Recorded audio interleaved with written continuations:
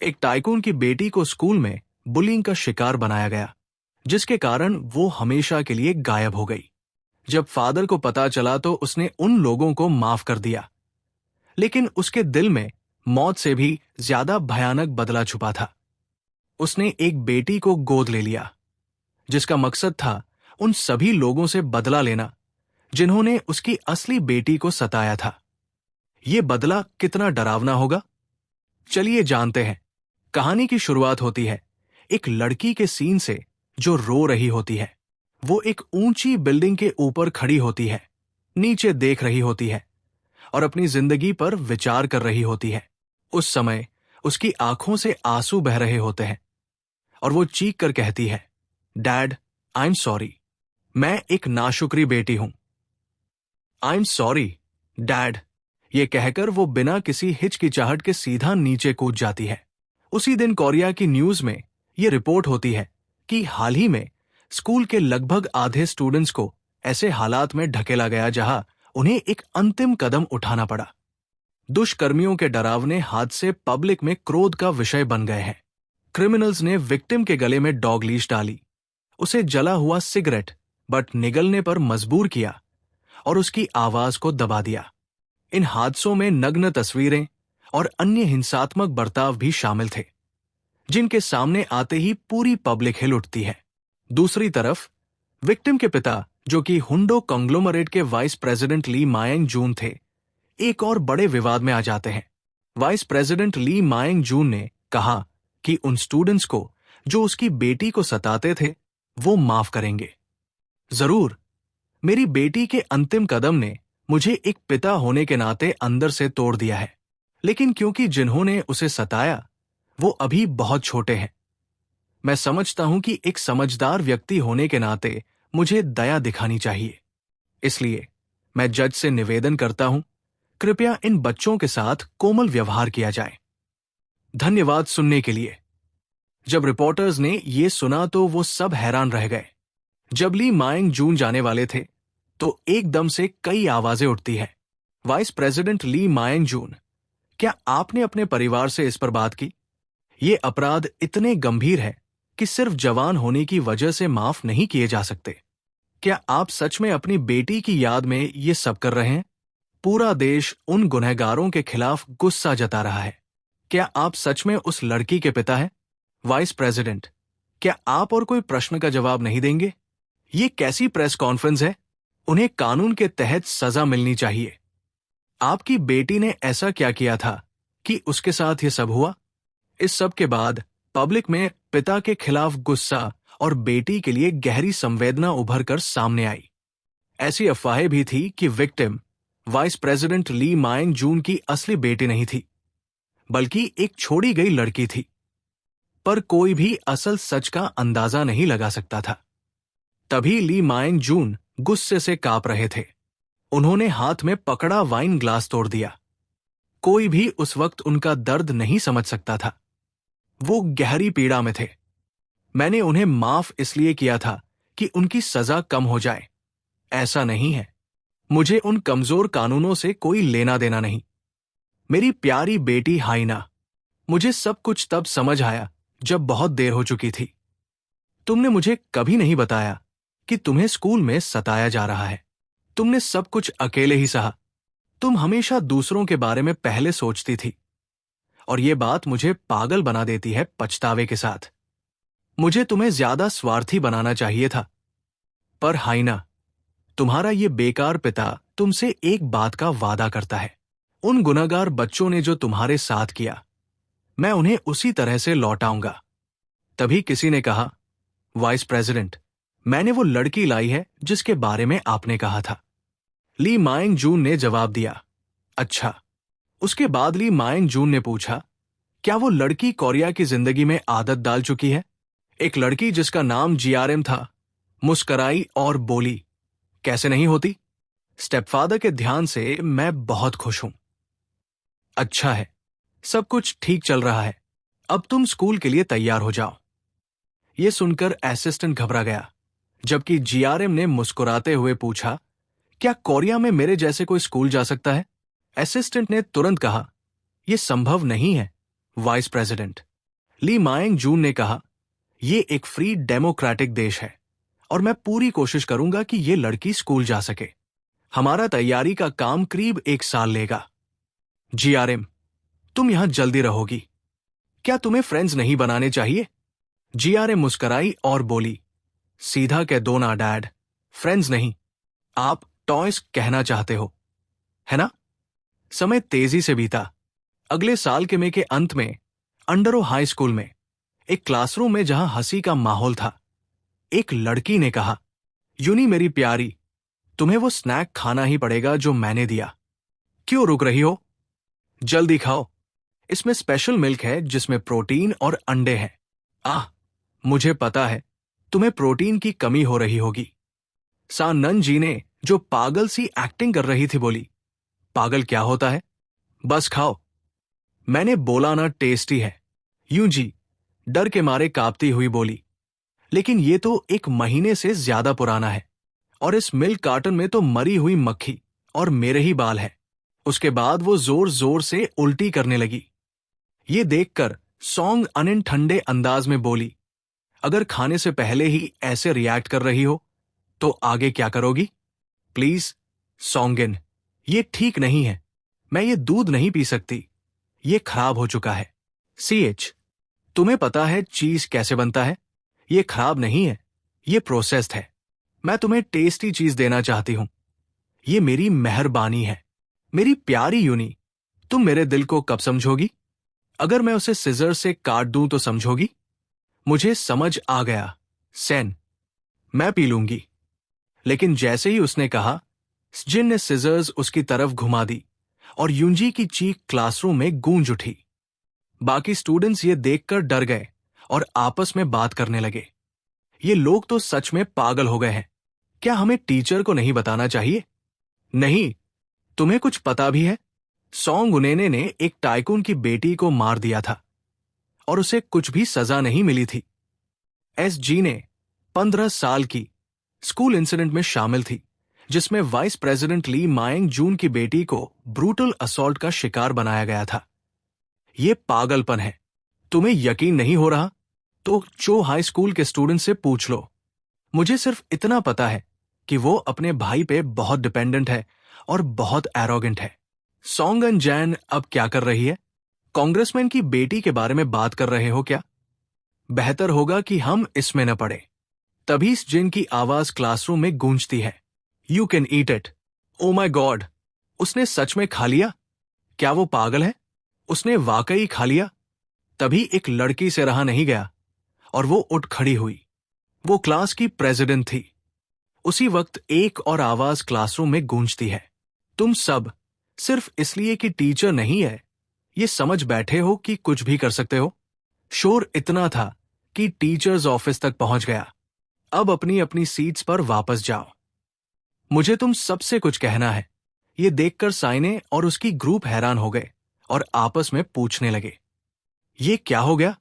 Homeroom teacher इतनी जल्दी क्यों आ गई? खैर, मिल्क छुपा दो। तभी सॉन्गिन ने यूंजी की तरफ मुड़कर कहा, अगर तुमने ये टीचर के सामने बोल दिया तो तुम्हारी न्यूड फोटोज हर जगह फैला दी जाएंगी। होम रूम टीचर ने कंटिन्यू किया, सब लोग जल्दी बैठ जाओ। आज हमारे क्लास में एक न्यू ट्रांसफर स्टूडेंट आ रही है। वो नॉर्थ कोरिया से आई है, तो सबको उसका ध्यान रखना चाहिए, ठीक है? ट्रांसफर स्टूडेंट, कृपया अपना परिचय दो। जीआरएम ने अपना परिचय दिया। हेलो एवरीवन, मेरा नाम जीआरएम है और मैं नॉर्थ कोरिया से हूं। कृपया मेरा ध्यान रखो।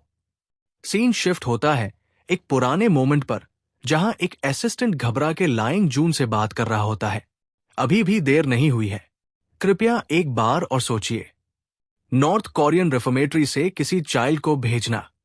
क्या आपके पास वाकई ऐसा चाइल्ड है जो ऐसी बातें मजाक में बोलता है? अगर ऐसा बच्चा हुआ तो बहुत प्रॉब्लम हो सकती है। यह सुनकर ली यंग जून जवाब देते हैं, डायरेक्टर बेक, तुम्हारे नजर में मैंने एक बेटी गोद ली है, सही? हां, बिल्कुल। मैंने उसे गोद नहीं लिया, मैंने सिर्फ एक छोड़ा हुआ डॉग अपनाया है। यह सुनकर डायरेक्टर बेक शॉक हो जाता है और फिर गहरी सांस लेता है। 2018 में जीआरएम सिर्फ 13 साल की थी जब उसने नॉर्थ कोरिया से अकेले ही भागकर रिवर एस्ट्री के पास बॉर्डर क्रॉस किया था। उसके कपड़ों पर खून के दाग थे। नॉर्थ कोरियन गवर्नमेंट द्वारा किए गए बायोलॉजिकल एक्सपेरिमेंट्स के बाद एक्सपर्ट्स ने कंक्लूड किया कि उसका सेंसरी रेगुलेशन डिसफंक्शन है, मतलब वो पेन या ह्यूमिलिएशन फील नहीं करती। हिप्नोसिस के अंडर लीगल इन्वेस्टिगेशन में ये सामने आया कि नॉर्थ कोरिया से भागते वक्त उसने 13 लोगों का मर्डर किया। उसकी शर्ट के खून के डीएनए टेस्ट ने भी कई विक्टिम से मैच किया। लीगल रिपोर्ट के अनुसार जुवेनाइल होने के कारण उस पर क्रिमिनल केस नहीं बनाया गया, लेकिन उसे रिफॉर्मेटरी भेजने की सिफारिश की गई।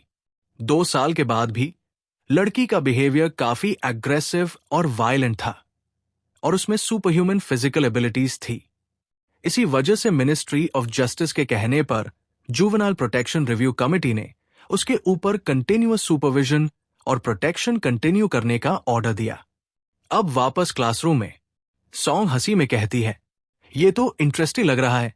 वो जीआरएम को देख रही थी, उस पर कोई गेम खेलने का प्लान बना रही थी। उस वक्त कई आवाजें क्लासरूम में गूंज रही थी। मैंने सुना है नॉर्थ कोरियन लड़कियां बहुत प्रिटी होती हैं, जाकर चेक करते हैं। टीचर ने तुरंत डांट लगाई। तुम लड़के लड़कियों के हॉलवे में क्या कर रहे हो? ऐसा बिहेवियर शेमफुल है। जीआरएम, जब तुमने अपना इंट्रो दिया तो तुम्हारे एक्सेंट में बिल्कुल भी नॉर्थ कोरियन टोन नहीं थी। सही, मैंने यूट्यूब पे देखा है, जो लोग नॉर्थ कोरिया से भागते हैं उनका एक्सेंट स्ट्रांग होता है। क्या तुमने साउथ कोरियन बोलने की प्रैक्टिस करी? हाँ, मैंने कोरियन ड्रामास देखते हुए सीखने की बहुत कोशिश की। अब समझ आया। जीआरएम, क्या तुम नॉर्थ कोरियन एक्सेंट में कुछ बोल सकती हो? यह सुनकर जीआरएम ने तुरंत एक अलग टोन ली और मुस्कुराते हुए बोला, तुमसे मिलकर अच्छा लगा मेरी साउथ कोरियन क्लासमेट्स। मैं हूं मून जीआरएम नॉर्थ कोरिया से। जीआरएम बहुत क्यूट है और वो फनी भी है। यूजी, जो उसके पास बैठी थी, सोचती है, न्यू ट्रांसफर स्टूडेंट कितनी नॉजी है, पर शायद इस लाइवली एनवायरनमेंट के कारण ब्रेक थोड़ा बेटर होगा। काश मैं भी उसकी तरह बिना टेंशन के मुस्कुराती। काश मैं भी उसकी तरह प्रिटी और लव्ड होती। पर उसके थॉट्स कंप्लीट होने से पहले सोन जी ने अप्रोच करती है। हे, तुम लोग किस बात पे हंस रहे हो? मुझे भी हंसना है। Hello GRM. सही है, welcome to south Korea.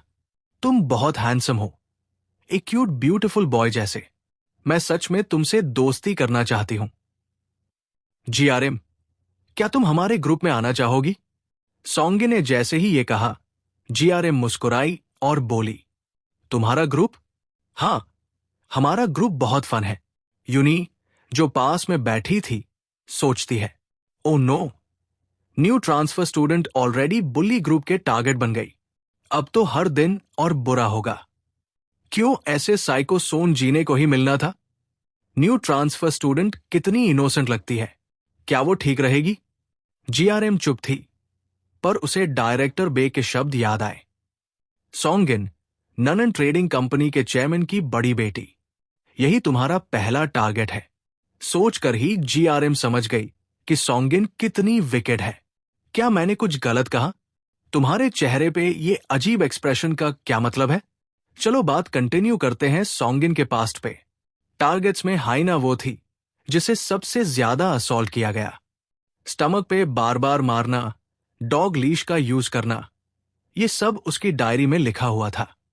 Dog leash का आइडिया भी सोंगुन जैन का ही था। वो सबसे कम फिजिकली वायलेंट थी, पर सबसे एंथुजियास्टिक थी बुलिंग में। आजकल सॉन्गिन अंडरो हाई स्कूल में पढ़ रही है, वही स्कूल जहां जीआरएम को ट्रांसफर किया गया है। यही सेउल का एक स्कूल है जहां ट्रांसफर आसान था। डायरेक्टर बे कहते हैं, मैंने जीआरएम का एडमिशन उसी क्लास में करवाया है जहां सॉन्गिन है। वो यूजुअली काफी क्यूरियस होती है, तो वो जीआरएम के पास जरूर आएगी। ये सुनकर जीआरएम मुस्कुराई और बोली, मुझे अंदाजा हो गया है, तो अगर वो मेरे पास आई तो खून और ब्रूजेस, यही चाहते हो आप? लायन जून कहते हैं, नहीं, तुम गलत समझ रही हो। उससे पहले एक जरूरी काम है। ध्यान से सुनो जीआरएम, अगर सॉन्ग उन्हें तुम्हारे पास आई तो जो एक्शन लेना है वो है वापस प्रेजेंट में। जीआरएम मुस्कुराते हुए सोंग उन्हेने से बोली, ये तो अच्छा लग रहा है, चलो एक दूसरे के करीब हो जाते हैं।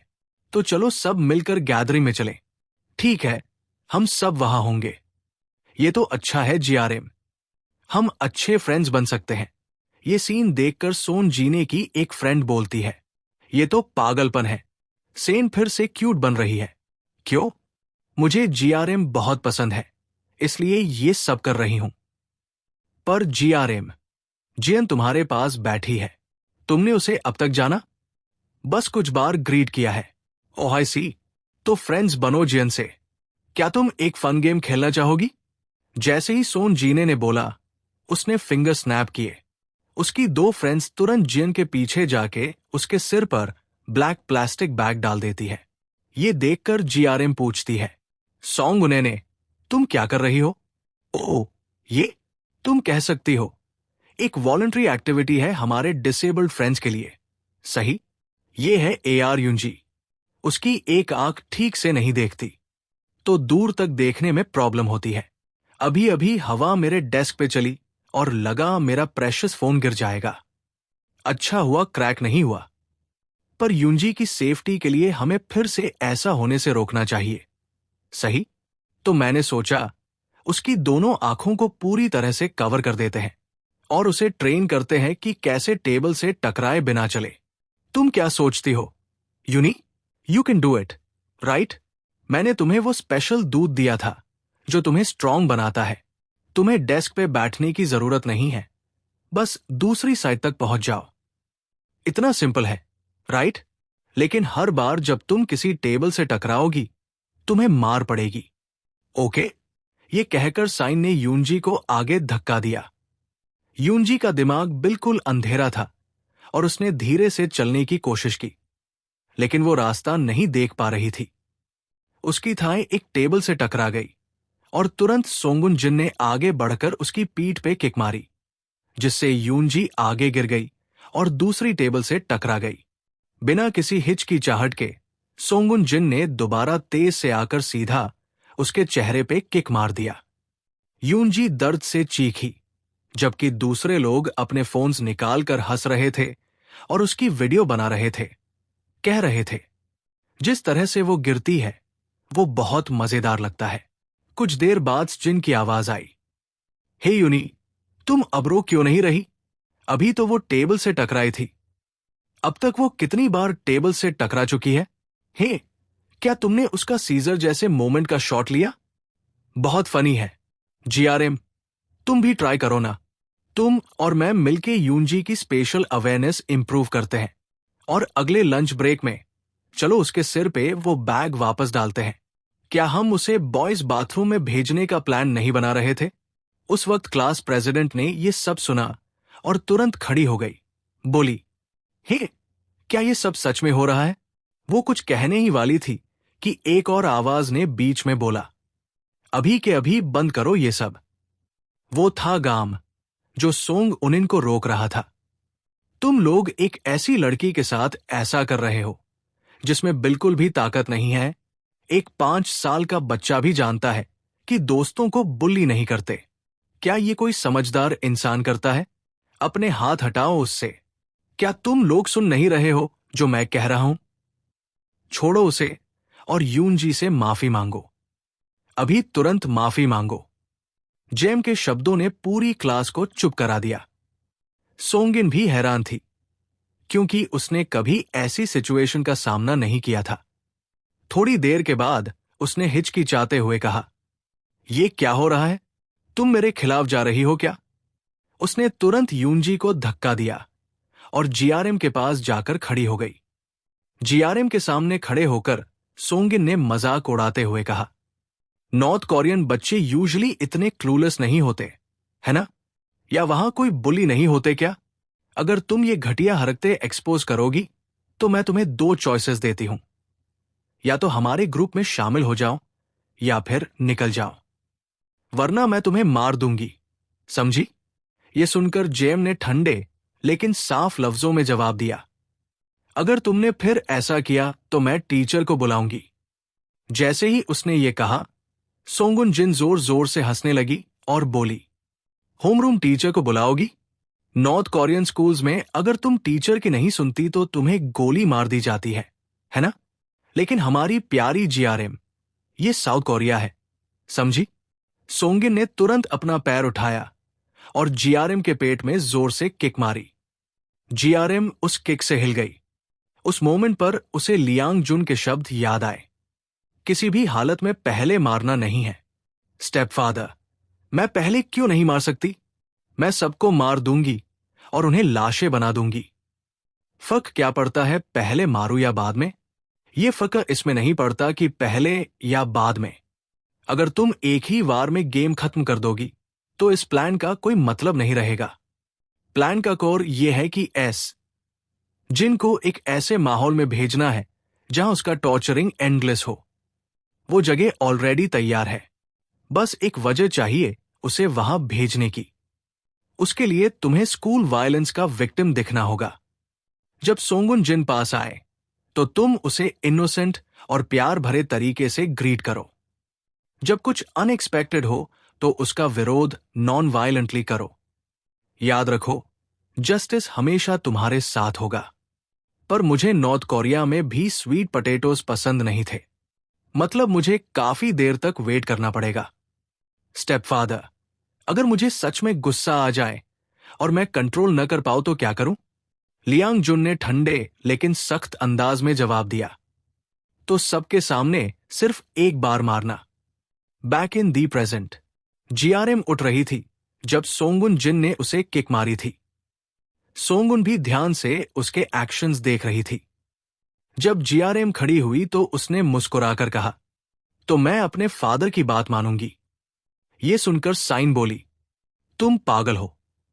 लेकिन उस मोमेंट पर एक टीचर भागते हुए आए और अनाउंस किया, क्लास 6, जल्दी से जिम क्लोथ्स पहन लो।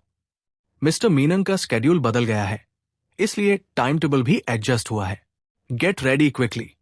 यह सुनकर सोंगुन के ग्रुप ने गाली देते हुए कहा, सीरियसली? ये क्या टीचर, आज तो जिम एग्जाम था। टीचर स्केड्यूल ऐसे कैसे बदल देते हैं? जीआरएम को इससे कोई फर्क नहीं पड़ा, उसे सिर्फ लियांग जुन की बात याद थी। पर जीआरएम, वायलेंस कम से कम एक हफ्ते बाद होना चाहिए, बस बर्दाश्त करो। प्लान का मेन पार्ट है तुम्हारा आउटसाइडर्स के नजर में विक्टिम बनना। अगर तुम इंपल्सिवनेस में सब बर्बाद कर दोगी तो मैं तुम्हें माफ नहीं करूंगा। लेकिन मुझे यकीन है तुम्हारे लिए मुश्किल नहीं होगा। तुम्हारी बॉडी कंडीशन के साथ दर्द महसूस न होना वो तो प्रॉब्लम ही नहीं है, right? Back in the present, GRM गुस्से में थी और सोच रही थी, मुझे अपने स्टेपफादर से गुस्सा आ रहा है। तभी सोंगुन जिन मुस्कुराते हुए बोली, नेक्स्ट ब्रेक में मिलते हैं। मैं अपनी पूरी कोशिश करूंगी तुम्हें क्यूट बनाने की। थोड़ी देर बाद सोंगिन चॉपस्टिक्स लेकर और सिगरेट पीते हुए हंसकर बोली, जैसे एक्सपेक्ट किया था, जिम क्लास के दौरान सीक्रेट सिगरेट बेस्ट लगती है, राइट यूनी? उस वक्त यूनी सोंगिन को अपनी पीठ पे उठाए हुए चल रही थी। तब सोंगिन की नकली स्वीट आवाज गूंजी, आज गलती से किक मार दी, बहुत दर्द हुआ क्या? वैसे भी मैं तुम्हें फ्री में स्मोक करने दे रही हूं, तो इसे तुम्हारे टूटे हुए चश्मे का कॉम्पेंसेशन समझ लो। सोंगुन जिन की 2 फ्रेंड्स जो पास खड़ी थी हंसकर बोली, कम ऑन, ये तो सिर्फ शुरुआत है। अब सिर्फ सिगरेट बच नहीं, नए सिगरेट्स भी मिल रहे हैं। यून जी तुम्हारी और भी ज्यादा डेप्टर बन गई है, राइट? से ही तुम्हें क्या लगता है? एक्चुअली मुझे भी लगता है, लेकिन लगता है किसी के फुटस्टेप्स इस तरफ आ रहे हैं, सीधे यही आ रहे हैं। What the hell? पकड़े गए। जल्दी सिगरेट्स बुझाओ। थोड़ी देर बाद कोई उनके ग्रुप के पास आया। जैसे ही सोंगे ने देखा, वो हंस के बोली, ओह, मैं तो डर गई थी। पर निकला कौन? सिर्फ क्लास प्रेसिडेंट। उस मोमेंट पे क्लास प्रेसिडेंट का फेस बिल्कुल ठंडा और सीरियस था। उसने सोंगुन जिन से कहा, हे, तुम्हें लोगों को ये सब बंद करना चाहिए। तभी यूनजी रोती हुई क्लास प्रेसिडेंट से बोली, प्लीज मेरी मदद करो। सोंगिन ने फिर बोला, तो क्या तुम अपनी क्लास प्रेसिडेंट वाली अथॉरिटी दिखाने आए हो? यूनजी ये सब देखकर रोने लगी और सोची, नहीं, मत करो। क्लास प्रेसिडेंट, प्लीज मेरे जैसे बेकार इंसान के लिए इन्वॉल्व मत हो। उस मोमेंट पर क्लास प्रेसिडेंट ने एक सिगरेट उठाई और एक पफ लेकर बोली, तुम लोग बिल्कुल अंदर से सड़ चुके हो। ये देखकर सोंगुन जिन का ग्रुप हंसकर बोला, म्यून जीने ने स्मोकिंग छोड़ दी थी। ये तो सुना था, लेकिन तुम लोगों को देखकर कोई नहीं कहेगा कि तुमने छोड़ दी। तुम्हें थोड़ा केयरफुल रहना चाहिए। हमें एक बच्चे की मौत का कॉज बने हुए अभी 1 साल भी नहीं हुआ। तुम लोग सच में पागल हो। म्यून जी ने 16 साल की लड़की, स्कूल वायलेंस केस में अक्यूज्ड वाइस प्रेसिडेंट लाइंग जून की बेटी, इसने सीरियस असॉल्ट किया था। Why you bringing that up म्यून जी ने? ये तो बैड लक है। क्लास में ये रूमर ऑलरेडी फैल चुका है। ये तो इनसेन है। किसने ये खबर फैलाई? मैं उसका मुंह बंद कर दूंगी। तुम लोग बेवकूफ हो क्या? मैंने अभी बोला ना कि अब केयरफुल रहो। पर तुम लोग कर क्या रहे हो? ऐसे मुंह क्यों बना रखा है? क्या तुम्हारे मुंह पर सिलाई कर दूं? मोइन की बात सुनकर एक लड़की डर के मारे बोली, सॉरी। उसी वक्त सोंगिन ने मोइन से पूछा, एटमॉस्फेयर इतना सीरियस क्यों बना रही हो? सन लो, बेवकूफों। अब हम हाई स्कूल में हैं। कॉलेज जाना है या नहीं? ऐसे बिहेव मत करो जैसे दिमाग ही नहीं है। इस दुनिया में हर कोई तुम्हारे कुत्ते जितना स्टुपिड नहीं है। इसलिए जब तुम कोई स्टुपिडिटी करते हो तो मुझे उसमें मत घसीटो, समझे? मोइन की ये बातें सुनकर सोंगिन गुस्से में सोचती है, अगर तुम्हारा लेक्चर खत्म हो गया है तो जाकर मर जाओ। हाई स्कूल की यूनिफॉर्म पहन लेने से तुम पवित्र नहीं बन जाती। मिडिल स्कूल में भी मोइन जी ने वैसी ही थी। पीछे बैठकर प्रिटेंड करती थी जैसे वो बहुत नोबल है, बस अपनी इमेज मेंटेन करने के लिए, जबकि लोगों की नजरों में मैं हमेशा ईविल लीडर दिखती हूं। असल में ये लड़की मुझसे भी ज्यादा गंदी है। प्राइवेट में तो और भी वर्स्ट है। मुझे ये बिल्कुल पसंद नहीं है। तभी अचानक मोइन जीने ने सोंगिन को पुकारा, क्या बकवास कर रही थी तू, छोटी घटिया लड़की? सोंगिन हड़बड़ा गई। मैंने कुछ नहीं कहा, मैं गलत थी। मोइन जी ने बोली, एंश्योर करो कि आगे से बेटर बिहेव करो। ये मत सोचना कि मैं थोड़ा लूज हुई हूं तो तुम लिमिट्स क्रॉस कर सकती हो। और तुम सब लोग इस घटिया लड़की के आसपास मंडराते रहते हो। अब ये इरिटेट करने लगा है। यूनी, तुम्हें सुइसाइड के बारे में पता है ना? क्या करूं मैं तुम्हारे साथ? लाइफ पहले ही पेनफुल है। सिर्फ स्कूल वायलेंस का एक केस है। इतना बड़ा इशू क्यों बना रही हो? अगर तुमने मेरी स्कूल लाइफ में इंटरफियर किया तो मैं तुम्हें मार डालूंगी, समझी यूनी? ये कहते हुए मोइन जीने ने यूनी के हाथ पर पैर रख दिया। यूनी दर्द में चिल्ला उठी, क्लास प्रेसिडेंट, प्लीज अपना पैर हटा लीजिए। मैं वादा करती हूं कि अब मैं आपको डिस्टर्ब नहीं करूंगी। मैं रिपोर्ट नहीं करूंगी स्कूल वायलेंस कमेटी को, प्लीज। मोइन जीने ने आखिरकार अपना पैर हटा लिया। रिजल्टेंटली यूनी नीचे झुकी अपने इंजर्ड हाथ को पकड़ने के लिए। उसी वजह से सोंगुन जिन उसकी पीठ से गिर गई और गुस्से में आकर यूनी के चेहरे पर जोर से किक मारी। उसी वक्त एक जोरदार हंसी क्लासरूम में गूंजी। वो एम जीने थी जो मॉक करते हुए बोली, क्या कर रही हो? तुम तो बिल्कुल इडियट हो। हमेशा डिस्गस्टिंग चीजें करती हो। तुम बेवकूफों ने बहुत कर लिया। अब वापस जाओ। जिम तुम्हारा टर्न है, पर जल्दी मत जाना। मुझसे थोड़ा बाद में निकलना। इतनी सी बात भी नहीं संभाली जा रही तुमसे? हे सोंगिन, केयरफुल रहना। नई ट्रांसफर स्टूडेंट के साथ धीरे धीरे खेलना। उसकी एरोगेंट एटीट्यूड मुझे इरिटेट करती है। दूसरी तरफ जिम टीचर बोल रहा था, तुम अभी ट्रांसफर हुई हो और तुम्हारे पास जिम क्लोथ्स नहीं है। तुम्हें दूसरी क्लासमेट से बोरो कर लेना चाहिए था। लेकिन चलो, तुम नई हो, शायद किसी को जानती नहीं हो। यूनिफॉर्म पहन कर ही कर लो। ऑलराइट देन, मैं तुम्हारी सिचुएशन को कंसिडर कर लेता हूं। थैंक यू टीचर, जीआरएम ने रिप्लाई दिया। ओके, प्रीवियस स्टूडेंट अगर फिनिश कर चुका है तो बॉल वापस ओरिजिनल पोजीशन पे रख दो। तुम्हारा टर्न नेक्स्ट है। उसी वक्त एक स्टूडेंट बॉल लेकर आया और बोला, GM, do your best. Ball GRM के सामने रखा गया। जीआरएम के बॉल के सामने खड़े होते ही स्टूडेंट्स विस्पर करने लगे, लग रहा है ये सच में किक करने वाली है, वो भी यूनिफॉर्म में। क्या चल रहा है? बॉल के सामने खड़ी है, वो तो एक हैंडसम लड़के जैसी लग रही है। क्लासमेट्स हंसने लगे। वही पास में बैठी एसजी ने बोली, वाई शी स्माइलिंग? वो घटिया सी स्माइल क्यों कर रही है? दूसरे स्टूडेंट ने जल्दी से जवाब दिया, सॉरी एस मोनन।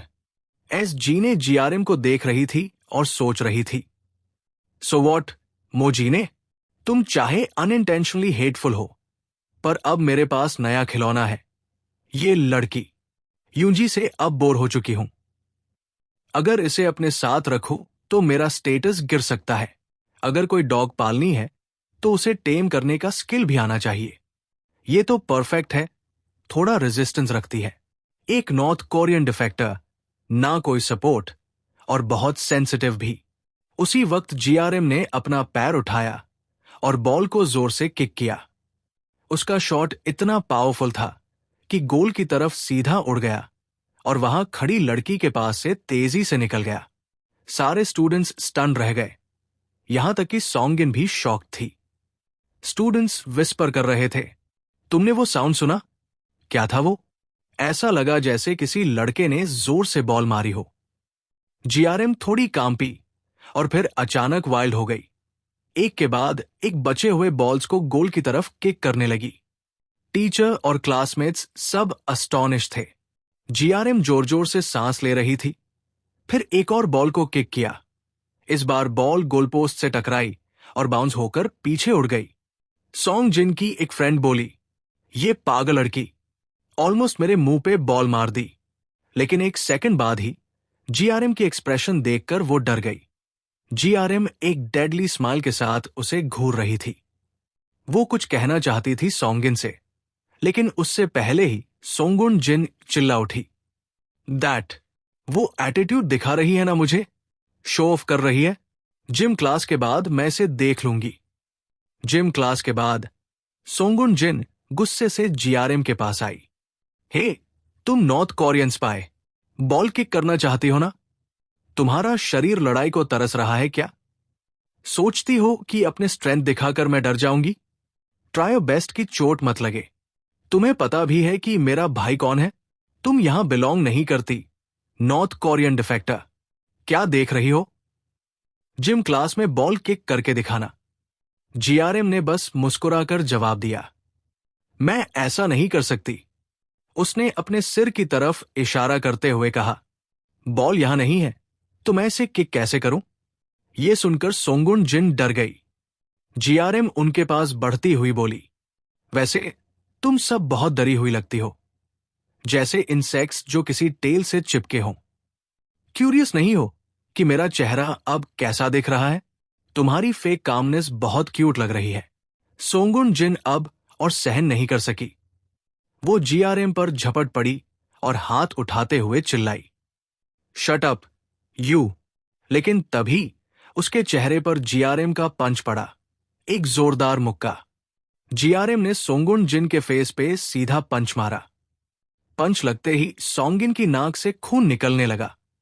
सारे स्टूडेंट्स शॉक में थे, यहां तक कि पास खड़ी मूने जीने भी फ्यूरियस हो गई। अब उसे अपना बैलेंस बनाए रखना मुश्किल हो रहा है। किसी ने टीचर को बुलाया।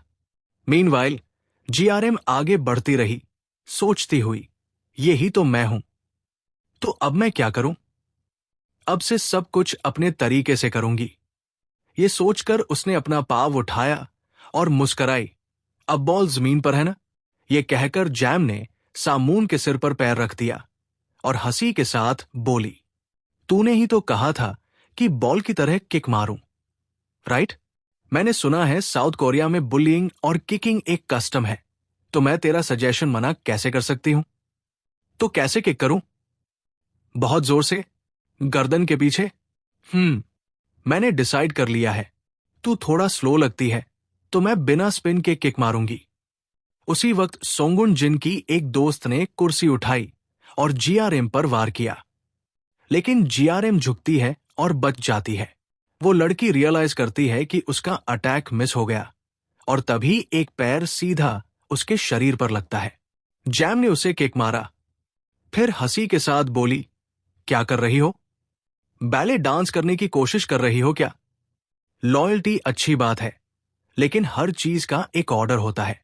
मैं सबको प्यार से संभालूंगी। तो जल्दी क्या है? लगता है तुम सबसे पहले जाना चाहती हो। तो ठीक है, उस लड़की ने चीख कर कहा, क्या कर रही हो? मैंने कहा ना मुझे चोट लगी है, लेकिन बाकी स्टूडेंट्स सिर्फ कांप रहे थे, कुछ कर नहीं पा रहे थे। थोड़ी देर बाद जैम फिर से मुस्कराई, मैं तो थक गई। गेम खत्म। रोप का भी इस्तेमाल नहीं हुआ। जो लड़की अपने ही बालों से बांधी गई थी, चिल्लाई, पागल लड़की, ये बाल खोलो। लेकिन जीआरएम ने उसके बाल खींचते हुए कहा, कुर्सी से मारने वाली थी न तू? डेस्क का असली यूज दिखाती हूं। फिर उसका सिर डेस्क पे जोर से मारने लगी, बार बार उठाकर। क्लास के बाकी स्टूडेंट्स, खासकर वो जो एस मून जीने के साइड में थे, डर के मारे सुन हो गए। वो लड़की रुक रुक के बोली, सॉरी, प्लीज रुक जा। मून जीने, जो सब देख रही थी, मदद के लिए आगे बढ़ना चाहती थी, लेकिन किसी ने कहा, क्लास प्रेसिडेंट। जीने बोली, मैं टीचर को बुलाती हूं। उस लड़की का सिर खून से भर गया था। जीआरएम ने एक और बार उसके सिर पर पैर से जोर का किक मारा, इतना जोर का कि लड़की शायद तुरंत बेहोश हो गई। फिर जीआरएम ने मुस्कुरा के कहा, ठीक है, अब प्रिंसेस की बारी है ना? वो लड़की, जिसे प्रिंसेस कहा गया, डर के मारे पीछे हटने लगी। मैंने तो तुझे कुछ नहीं किया। नथिंग। तुझे लगता है मैं अंधी हूं? मैंने तेरा वो गंदा एक्सप्रेशन देखा था जब तू मेरी पीछे बैठी थी। अब गुस्सा मत दिला, इधर आ। जब वो नहीं आई तो जीआरएम बोली, आ नहीं रही तो मैं ही आती हूं। वो लड़की कांपती हुई बोली, मत आना प्लीज। फिर गिर गई। जीआरएम हंसी, साउथ कोरियन लड़कियां इतनी वीक क्यों होती हैं? पहले ऑरेंज बालों वाली लड़की भी मुंह के बल गिर गई थी। लड़खड़ाते पैरों से भागना भी नहीं आता। वो लड़की एक बॉक्स कटर उठाती है, पास मत आना वरना चाकू घुसा दूंगी। मैं मजाक नहीं कर रही हूं। जीआरएम मुस्कराई, सच में? तो करके दिखा, चल कर। लेकिन लड़की की हालत खराब थी, कांप रही थी, कुछ नहीं कर पाई। जीआरएम बोली, देखा, सिर्फ बातें। वो लड़की गुस्से से पागल हो गई, चाकू लेकर जीआरएम पर झपटती है, लेकिन जीआरएम बच जाती है। लड़की बार बार वार करती है, लेकिन जीआरएम सब डॉज कर लेती है। लास्ट में लड़की पूरी ताकत से चाकू घुसाने जाती है, लेकिन जीआरएम उसका हाथ पकड़ लेती है और जमीन पर फेंक देती है। लड़की चिल्लाती है दर्द से, चाकू छूट जाता है। जमीन पर गिरकर वो कुछ नहीं कर पाती।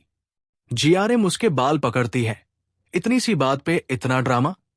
मरने में टाइम लगता है, मुझे पता है, मैं ट्राई कर चुकी हूं।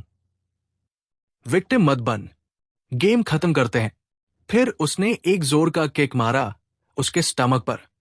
वो लड़की एक स्टोरेज बॉक्स के अंदर जा गिरती है, लेकिन अभी उठ ही रही थी कि जीआरएम ने उसके सिर पर एक और किक मारा। उसका सिर बॉक्स के अंदर जाता है। अब वो बेहोश हो चुकी होती है। पूरा क्लास चिल्लाने लगता है, 119 को बुलाओ। टीचर्स कहाँ हैं? क्लास प्रेसिडेंट टीचर को बुलाने गई थी। सब कुछ ऐसा कैसे हो गया? वो मेंटली इल है क्या? अभी ट्रांसफर हुई है और ये सब? तभी जीआरएम चिल्लाई, चुप हो जाओ सब।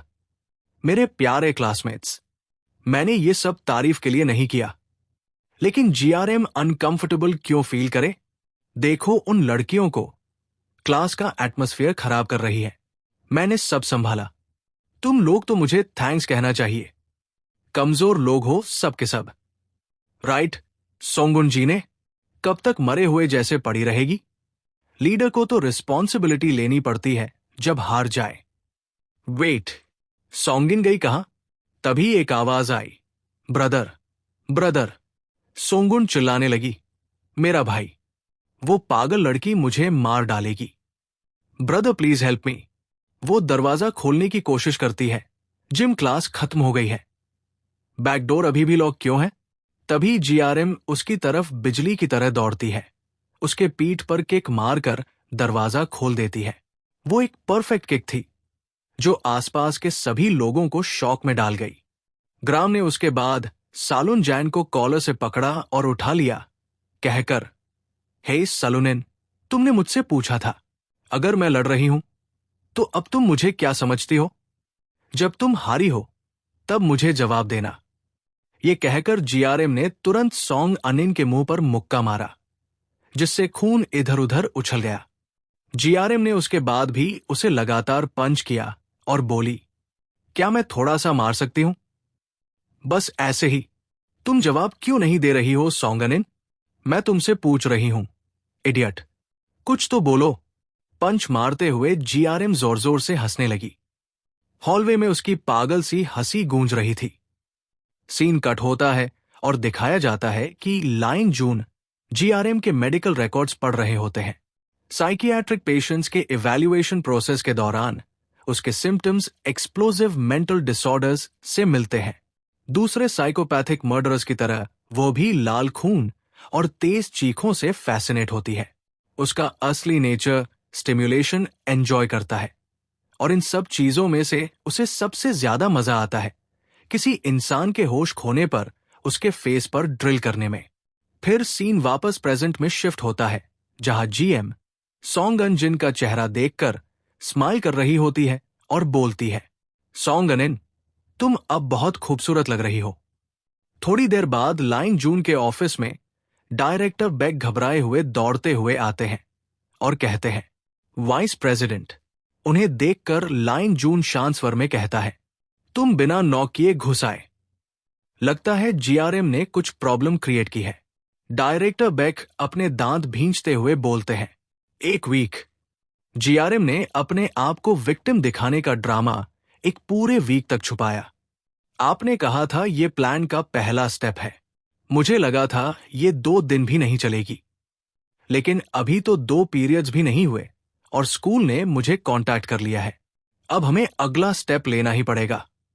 जब प्लान एक्सिक्यूट करना शुरू कर दिया है तो शुरुआत में ही सब कुछ खराब नहीं होने दे सकते।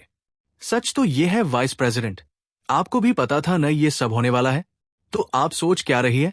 उस वक्त लाइन जून की आवाज आती है, मुझे खुद भी काफी घबराहट हो रही है। वो बच्चे भी तकलीफ में हैं। मैं उनसे 1 घंटे के अंदर मिलना चाहता हूं। जो हो गया सो हो गया। डायरेक्टर बेक, अब प्रेजेंट पे फोकस करते हैं। सिचुएशन कंफर्म करो। वापस स्कूल में सीन आता है, जहां टीचर्स और स्कूल नर्स जीआरएम को बाहर ले जा रहे होते हैं। उस वक्त भी जीआरएम स्माइल कर रही होती है और मूनी जीने की तरफ देख रही होती है, जो उसे गुस्से से घूर रही होती है। दोनों की आंखें टकराती है, जैसे एक दूसरे को खा जाएंगी। तभी सा निन की मां स्कूल पहुंचती है और जोर से चिल्लाती है, होमरूम टीचर कहाँ है? बाहर आओ। जिम टीचर आकर कहते हैं, आज मिस मिन्यांग ट्रेनिंग पे है तो टेम्परेरी। लेकिन उनका सेंटेंस कंप्लीट होने से पहले ही निन की मां चिल्लाने लगती है, बेकार लोगों से क्या बात करूं? मुझे सिर्फ होमरूम टीचर से बात करनी है। क्या ये वही लड़की है जिसने मेरी सोंग उनेने को मारा?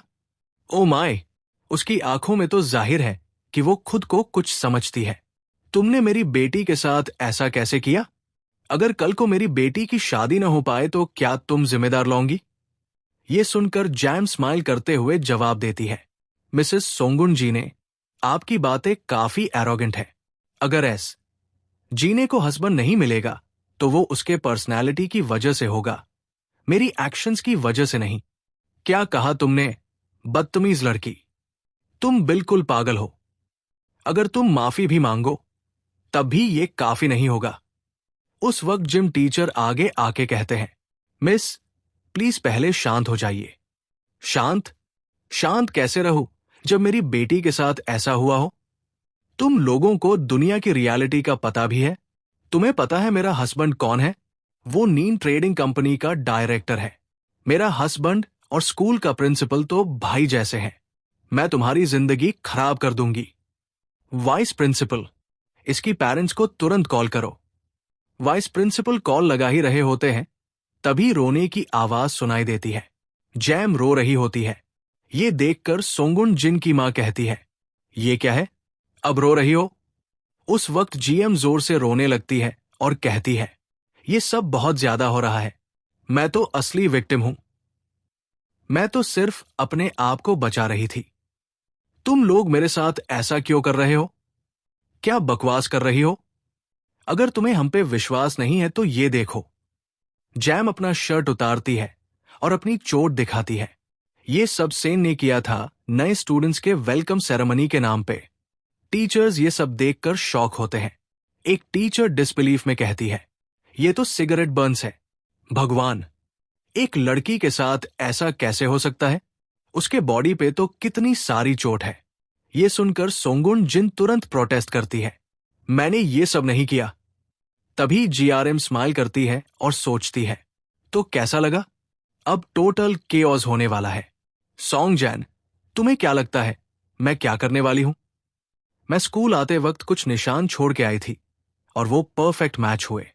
थोड़ा मुश्किल था मैनेजर से छुप के सिगरेट लेना, लेकिन स्टेपफादर, देखा, ऐसे हैंडल करते हैं लोगों को। मुझे वीक्स तक वेट करवाना बेकार था। मेरे लिए तो पेन महसूस ही नहीं होता। मुझे तो सिर्फ अपने आप को हर्ट करना और दूसरों को धमकाना आता है। सॉन्ग जैन शॉक में थी, कुछ समझ ही नहीं पा रही थी। उसकी मां बोली, सोंगुन जैन, तुमने मुझे कहा था कि तुमने स्मोकिंग छोड़ दी है। तुम झूठ बोल रही थी। मां, ये सब इंपॉर्टेंट नहीं है अभी। वो हमें डरा रही है। गलत तो वो है, उसने मुझे धमकाया और अपने चमचे से मुझे बंधवा दिया। क्या बकवास कर रही हो, बदतमीज लड़की। तुम्हें पता भी है मैं कौन सी सिगरेट पीती हूं? बताओ, डीमन या मनु, तुम्हें पता ही नहीं ना? तो जवाब नहीं दे सकती। जीआरएम ने जवाब दिया, मुझे साउथ कोरियन सिगरेट्स के नाम नहीं पता। सॉन्ग अनिन तुरंत स्पीचलेस हो गई। साथ ही उसकी मां गुस्से में बोली, जो भी हो, किसी लड़की के फेस पे ऐसे मारना नॉर्मल होता है क्या? दोनों से और जॉन भी इंजर्ड हुए हैं।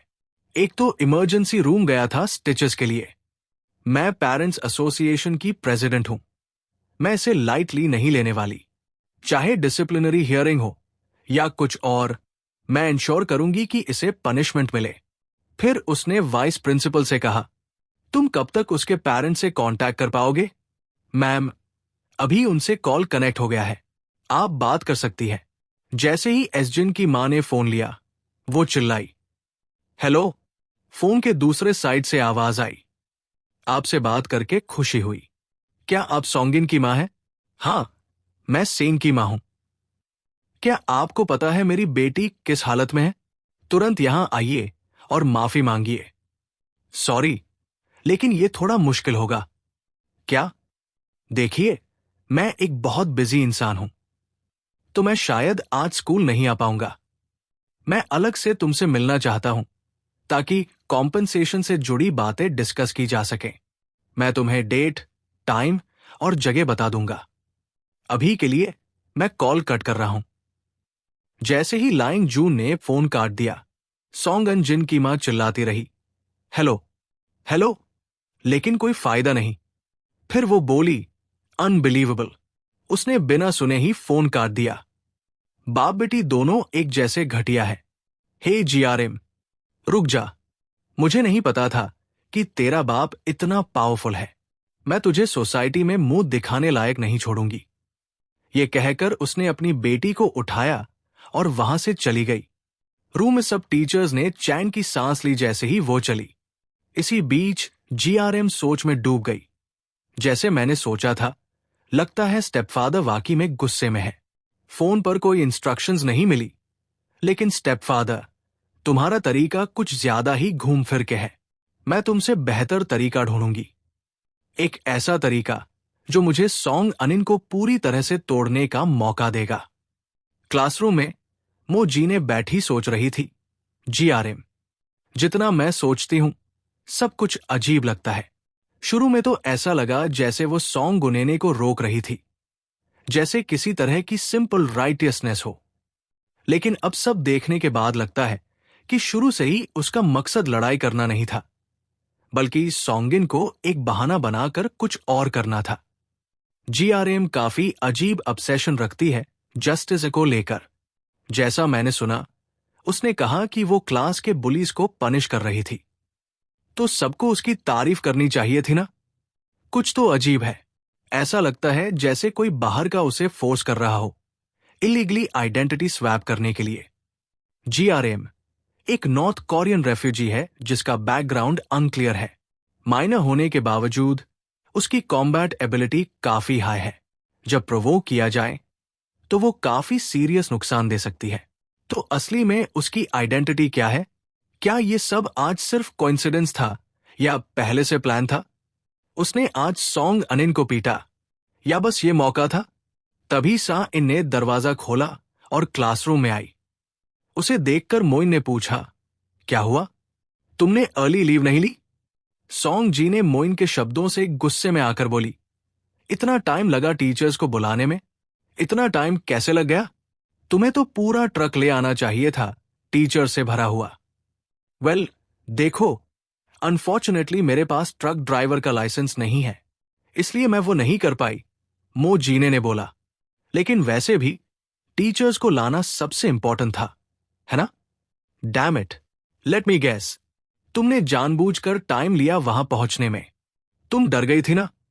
तुम्हें लगा अगर जीआरएम ने तुम्हें टीचर्स के साथ देख लिया तो वो तुम पर भी पलट पड़ेगी। वो तुम्हारे कैरेक्टर के खिलाफ होता।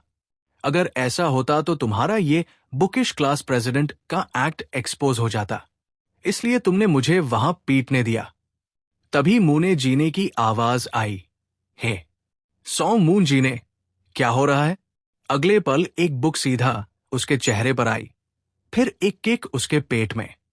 किक की फोर्स से सा मून जीने 10 मीटर दूर जाकर गिरी। पीटे जाने के बाद वह दोबारा रोने लगी। मूने जीने ने अपना चश्मा उतार दिया और बोला, डैम इट, क्या परेशानी है? तो क्या हुआ अगर मैं जानबूझकर लेट आई?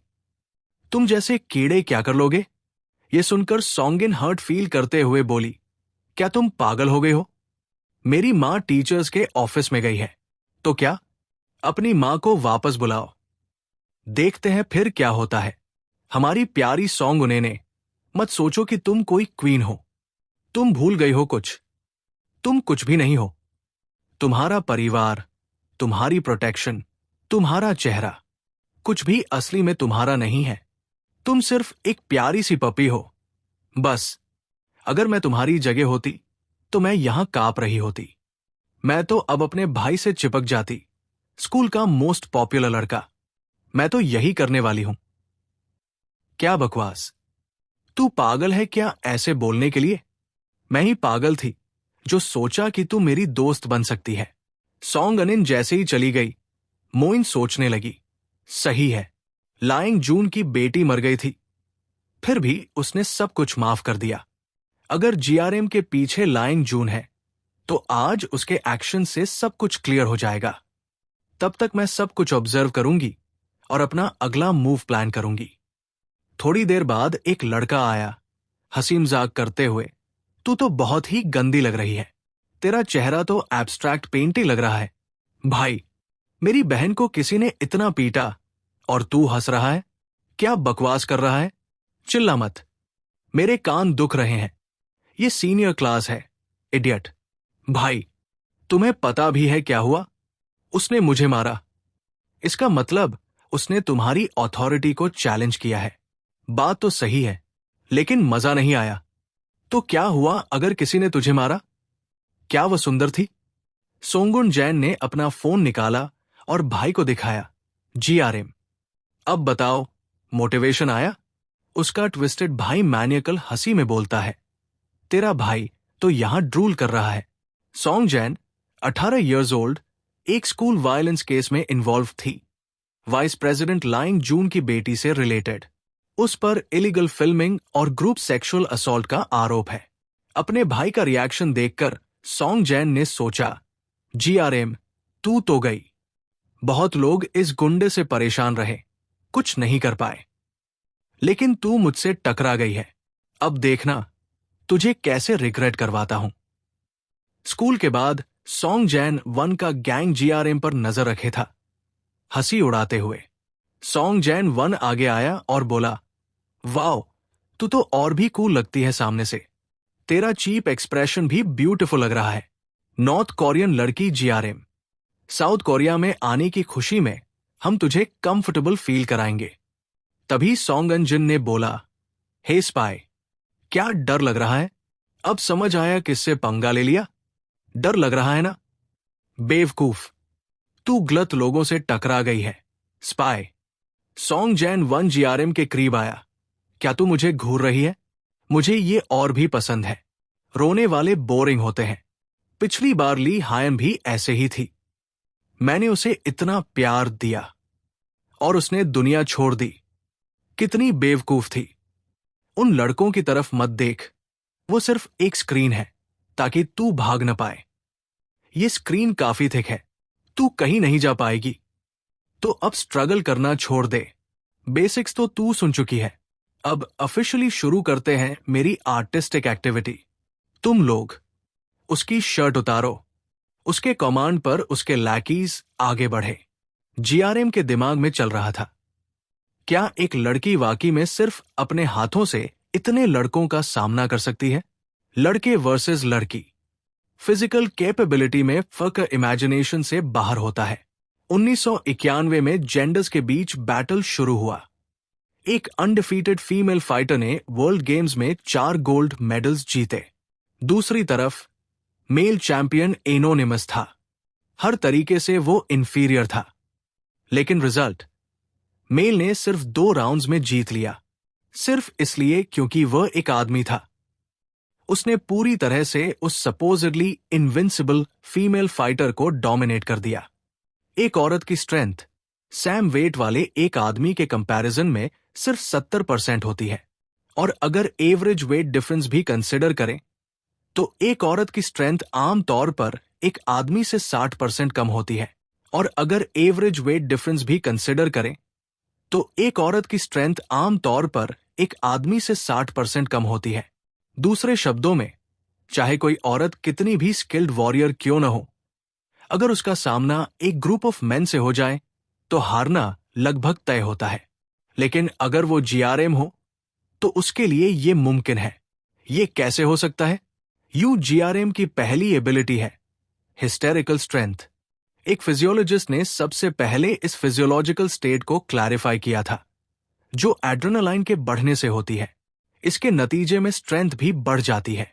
जीआरएम की थाइस एक बायोलॉजिकल एक्सपेरिमेंट के कारण डिफॉर्म हो गई थी, जो नॉर्थ कोरियन गवर्नमेंट ने लिविंग ह्यूमंस पर किया था। उसका बॉडी खुद से एड्रेनालाइन लेवल को फ्रीली इंक्रीज कर सकता है।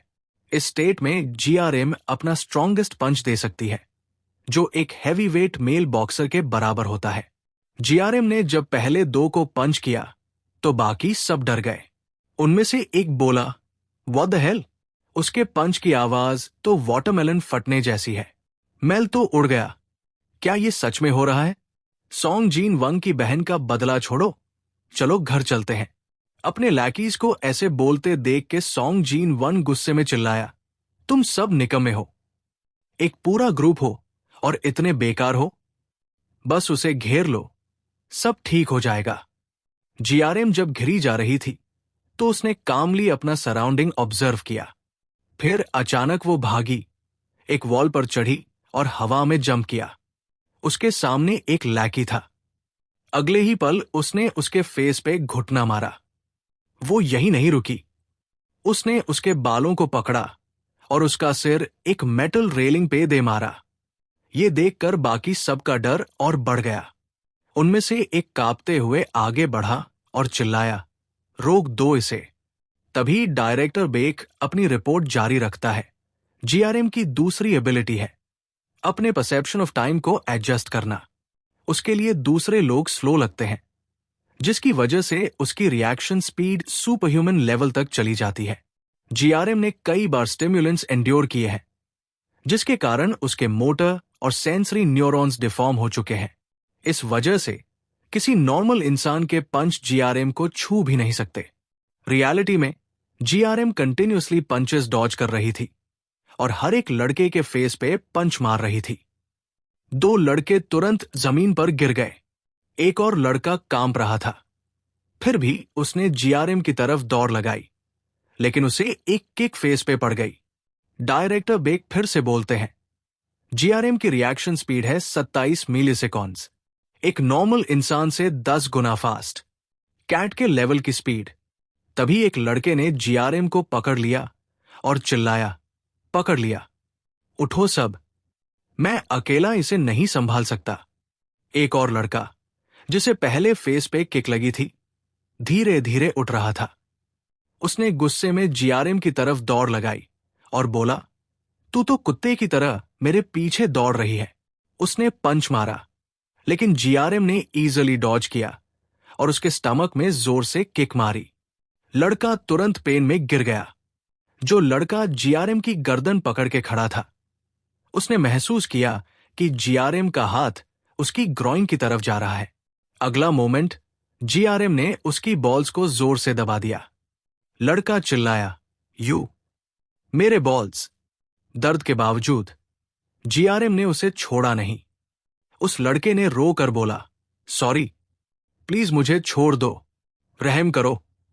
लेकिन जीआरएम के फेस पे एक ठंडा एक्सप्रेशन था। उसने और जोर से दबाया। जो लड़का रिब्स पे किक खा चुका था, उसने ये सब देखा और उसके चेहरे पे डर का असर दिख गया। वो तुरंत भाग गया और चिल्लाया, डैम इट। इसे देखने के बाद शब्द ही नहीं बचे। मैं भाग रहा हूं। उसे भागते देख जीआरएम तुरंत उठकर उसके पीछे दौड़ी, उसके बैक पे किक मारी। लड़का एक कार तक जा गिरा, हाथ उठाकर बोला, प्लीज छोड़ दो। लेकिन अगले पल जीआरएम ने उसका सिर कार के बॉनेट पे दे मारा। ग्रुप को डील करने के बाद जीआरएम मुस्कराई और बोली, अब बस एक बचा है, वो ब्लॉन्ड बालों वाला बिग ब्रदर, राइट? सब लोग ऐसे शौक में क्यों खड़े हैं? तुम सब तो कहते थे कि मुझे फील बेटर करवाओगे। मुझे ऐसे लोगों से नफरत है जो सिर्फ बोलते हैं, करते कुछ नहीं। अभी तो सब कुछ शुरू हुआ है। एटमॉस्फेयर इतना टेंस क्यों है? खड़े क्या हो? मूव करो। एस। जीने ये सुन के बिल्कुल डर गई। उसने तुरंत अपने भाई सॉन्ग जीन वन को आगे धक्का दिया और बोली, डैम इट भाई, कुछ करो, तुम स्कूल के बॉस हो। सॉन्ग जीन वन अपनी बहन की बात सुनकर कंफ्यूज था। ये क्रेजी लड़की क्या बोल रही है? ये वक्त है बॉस बनने का। मुझे उस चीज का सामना करना है। एक ही ऑप्शन बचा है, भाग जाना। Running is the only way out. GRM ने उसका हेजिटेशन देखा और मुस्कराई। भागने का प्लान है तो जल्दी कर लो बिग ब्रदर। मुझे लोगों को भागते हुए देखना पसंद है, लेकिन तुम्हें लगता है कि एक ऐसा लड़का जो लड़ भी नहीं सकता, वो भाग भी पाएगा? तुम थोड़ा ज्यादा ऑप्टिमिस्टिक नहीं हो? मैं नॉर्थ कोरिया से भाग कर आई हूं। चाहे तुम दोनों नॉर्थ कोरिया में छुपो या हेल में, मैं तुम्हारा पीछा नहीं छोड़ूंगी। ये सुनकर सॉन्ग जीन वन गुस्से में चिल्लाया, तू घटिया लड़की, मुझे प्रोवोक मत कर, बदतमीज लड़की। उसने जीआरएम पर पंच मारा, लेकिन जीआरएम ने पीछे हटकर उसके सारे अटैक्स इवेट कर दिए। फिर भी सॉन्ग जीन वन का एक पंच जीआरएम को लग गया, जिससे वो पीछे गिर गई। उसने गहरी सांस ली और बोला, डैम इट, मैं इतना भी बेकार नहीं हूं। जीआरएम, जिसे पंच लगा था, उसने देखा कि उसके हाथ पर चोट आई है। फिर भी वो मुस्कराई और बोली, लगता है तुम बॉक्सर हो, तुम्हारे पंचेस काफी स्ट्रांग हैं। ठीक है, अब इसे एक टफ बॉक्सिंग मैच की तरह ट्रीट करना पड़ेगा। सॉन्ग जीन वन गुस्से में दौड़ा और चिल्लाया, यू, बकवास बंद कर और ये पंच ले। वो बार बार पंचेस मार रहा था, लेकिन जीआरएम सब डॉज कर रही थी। अब जीआरएम ने काउंटर अटैक करना स्टार्ट किया। सॉन्ग जीन वन को लगा कि उसका अपर हैंड है। उसने एक और पंच मारा, लेकिन जीआरएम ने डक करके उसका अटैक इवेट कर दिया। सॉन्ग जीन वन पैनिक में सोचता है, अगर इस बार उसका पंच लग गया तो मैं गया। अगले ही सेकंड जीआरएम का पंच सीधा सॉन्ग जीन वन के साइड में लगता है। पंच खाकर सॉन्ग जीन वन तुरंत थोड़ा डिस्टेंस बनाता है। जीआरएम फिर भी मुस्कुरा रही थी और बोली, वाओ, तुमने उस पंच को ब्लॉक किया। लगता है तुम स्कूल के टॉप डॉग हो, बिना वजह नहीं। Meanwhile song gene one defensive stance में खड़ा था। सोचता है, डैम, ये क्या पंच था। ब्लॉक करने के बावजूद मेरी हालत खराब हो गई। लेकिन ये तो सिर्फ शुरुआत है। इतना सोच के उसने जोर से हंसना शुरू कर दिया। जीआरएम ने देखा और पूछा, क्या मजाक है? तुम पागलों की तरह क्यों हंस रहे हो? लाफिंग, मैं इसलिए हंस रहा हूं क्योंकि ये तो मेरी एक्सपेक्टेशन से भी ज्यादा अच्छा हो रहा है, उसने रिप्लाई दिया। सेमेस्टर के स्टार्ट से ही मैंने प्लान किया था कि मैं इस स्कूल का टॉप डॉग बनूंगा। एक टाइम था जब मैंने नेबरिंग स्कूल के लीडर से फाइट की थी। क्या तुम्हें पता है उसके बारे में? वो बास्टर्ड 185 सेंटीमीटर टॉल था और 115 किलोग्राम का वेट था। वो काफी बल्की था, जिसका उसे एडवांटेज मिलता था। वो तुमसे भी ज्यादा स्ट्रांग था, लेकिन फिर भी मैंने उसे हरा दिया। मुझे कभी पता नहीं चला कि अपने बराबर के अपोनेंट के साथ क्या करना चाहिए, लेकिन मुझे मानना पड़ा कि वो टफ था, चाहे मैं चाहता न भी। लेकिन तुम्हारी स्ट्रेंथ के साथ, क्या तुम सच में सोचती हो कि तुम उस फैट पिग से ज्यादा स्ट्रांग हो? मुझे नहीं लगता। सॉन्ग जीन वन फिर जीआरएम पे चार्ज करता है, पंचेस थ्रो करता है, लेकिन वो सब डॉज कर लेती है। थोड़ी देर बाद उसने नोटिस किया कि अब वो उसके ऊपर पंचेस लैंड कर रहा है। उसने सोचा, लगता है इसका डॉजिंग स्पीड स्लो हो गया है, ये थक चुकी है। ये तो उतना हार्ड है ही नहीं जितना मैंने सोचा था। इसने फाइट के स्टार्टिंग में अपनी सारी स्ट्रेंथ यूज कर ली। अब ये एग्जॉस्टेड है। जब अपोनेंट थक जाए तो उससे डील करने का तरीका यह है कि उस पर बिना ब्रेक के कंटिन्यूअसली अटैक करो। आखिर थक के वो गलती करेगा, उसने कंक्लूड किया। जीआरएम पीछे हट रही थी, तब उसका पैर ट्रेडमिल से टकरा गया। सॉन्ग जीन वन ने नोटिस किया और सोचा, यही है, अब समय आ गया है कि मैं अपनी पूरी ताकत लगा दूं। उसने अपनी पूरी स्ट्रेंथ के साथ पंच थ्रो किया जीआरएम की तरफ। लेकिन उस मोमेंट उसने शॉक में चिल्लाया, वो कहाँ गई? ये क्या बकवास है? वो इससे कैसे बच निकली? दूसरी तरफ डायरेक्टर बेक लाइन जून को रिपोर्ट कर रहा था। जीआरएम की थर्ड फिजिकल स्टेट इन्वॉल्व करती है उसके जंप्स और बॉडी स्ट्रेंथ का combination. GRM stress induce disorder के थ्रू एक हैवीवेट फाइटर का पावर दिखा चुकी है, जबकि उसका बॉडी वेट सिर्फ 48 किलोग्राम है। एक टाइम था जब वो 250 किलोग्राम तक लिफ्ट कर सकती थी। उसका लोअर बॉडी वेट 50 किलोग्राम से भी कम है। अगर वो 250 किलोग्राम स्क्वाट करे तो क्या होगा? उसके अपोनेंट्स को इस बात का ध्यान रखना चाहिए। इसी बीच करंट रियलिटी में एस मुनिन रो रहा था। Brother, wake up. हम क्या करें अगर तुम मर गए तो? डैम इट, तुम तो स्कूल के बॉस हो। एक छोटी लड़की से हार कैसे सकते हो? वहां मत लेटे रहो, उठ जाओ और प्रॉपरली फाइट करो। सॉन्ग जीन वन फ्यूरियस होकर चिल्ला रहा था सॉन्गिन पे, डैम इट, तुम खुद उससे लड़के देखो ना। हाँ, उस मोमेंट जीआरएम की आवाज सुनाई दी, तुमने इतनी मार खाई फिर भी उठ गए। इंसान की रेजिलियंस उनकी अपीयरेंस से डिसाइड नहीं होती। काफी टाइम हो गया किसी ऐसे लड़के से लड़ते हुए जिसमें इतनी स्टैमिना हो। काफी थ्रिलिंग है, उठो और मेरे साथ खेलते रहो। सॉन्गिन के बड़े भाई ने यह सुना तो सोचा, डैम इट, मुझे मानना पड़ेगा, वो जीत रही है। मैं उसे सिर्फ अपनी स्ट्रेंथ से नहीं हरा सकता। लेकिन जितना मुझे पता है, इस दुनिया में कोई भी इंसान ऐसे क्रेजी स्ट्रेंथ के साथ नहीं आया। मैं 183 सेंटीमीटर टॉल हूं और 92 किलोग्राम का हूं। मेरा उस लड़की पे क्लियर एडवांटेज है। मैं सिर्फ तब जीत सकता हूं अगर मैं अपने वेट का यूज एक फेवरेबल सिचुएशन में करूं। मुझे अभी तक नहीं पता ये सिचुएशन आई कैसे, लेकिन फाइट देखकर लगता है वो long distance fighting techniques use करती है। ये कहना सही नहीं होगा कि वो अटैक के लिए प्रिपेयर कर रही है। उसका सेंटर ऑफ ग्रेविटी बहुत हाई है। इसका जवाब इस अरीना में ही छुपा है। मैं इस फील्ड का एक्सपर्ट तो नहीं, लेकिन ट्रेनिंग के टाइम अपने सीनियर्स से कुछ बेसिक टेक्निक्स सीखे हैं। मुझे एक फेक स्ट्रैटेजी का नाटक करना होगा। मार्शल आर्ट्स यूज करके उसे हरा दूंगा तदिम टेक्निक के साथ, उसने सोचा। सॉन्ग जीन वन ने जब जीआरएम पे चार्ज किया तो जीआरएम हंसी और बोली, तुम बिना किसी प्लान के मुझे अटैक कर रहे हो? तुम्हें नहीं पता कि ऐसे अनडिसिप्लिन्ड फाइट्स मेरे अगेंस्ट कभी काम नहीं करती। वही दूसरी तरफ लायन जून डायरेक्टर बेक से बात कर रहा था। तुम जीआरएम की एबिलिटी से अवेयर होना, डायरेक्टर बेक, लेकिन क्या ये जीआरएम के लिए बहुत डेंजरस नहीं होगा अगर वो ग्रैपलिंग होल्ड में आ जाए? जब वो ग्राउंड पे पिंड होती है तो उसका विजन सेवियरली कॉम्प्रोमाइज हो जाता है। अगर एक हैवी टारगेट जैसे सॉन्ग जीन वन उसके ऊपर आ जाए तो उसकी स्ट्रेंथ भी हिंडर हो सकती है। ऐसे सिचुएशन में इवन जीआरएम को जीतने में दिक्कत हो सकती है। Don't you think? Back in the fight song gene one ने अब जीआरएम को ग्राउंड पे पिन कर दिया था और बोला, अब पकड़ लिया मैंने तुम्हें, यू रेच्ड गर्ल, देखते हैं अब कैसे निकलती हो। वाइस प्रेसिडेंट, क्या आप जानते हो कि जीआरएम मार्शल आर्ट्स की ट्रेनिंग में कैसा फील करती है?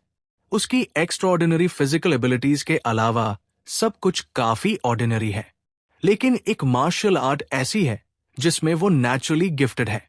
उस मोमेंट जीआरएम ने अपना बॉडी सॉन्ग जीन वन के नीचे लो किया, जिसकी वजह से उसका पंच मिस हो गया।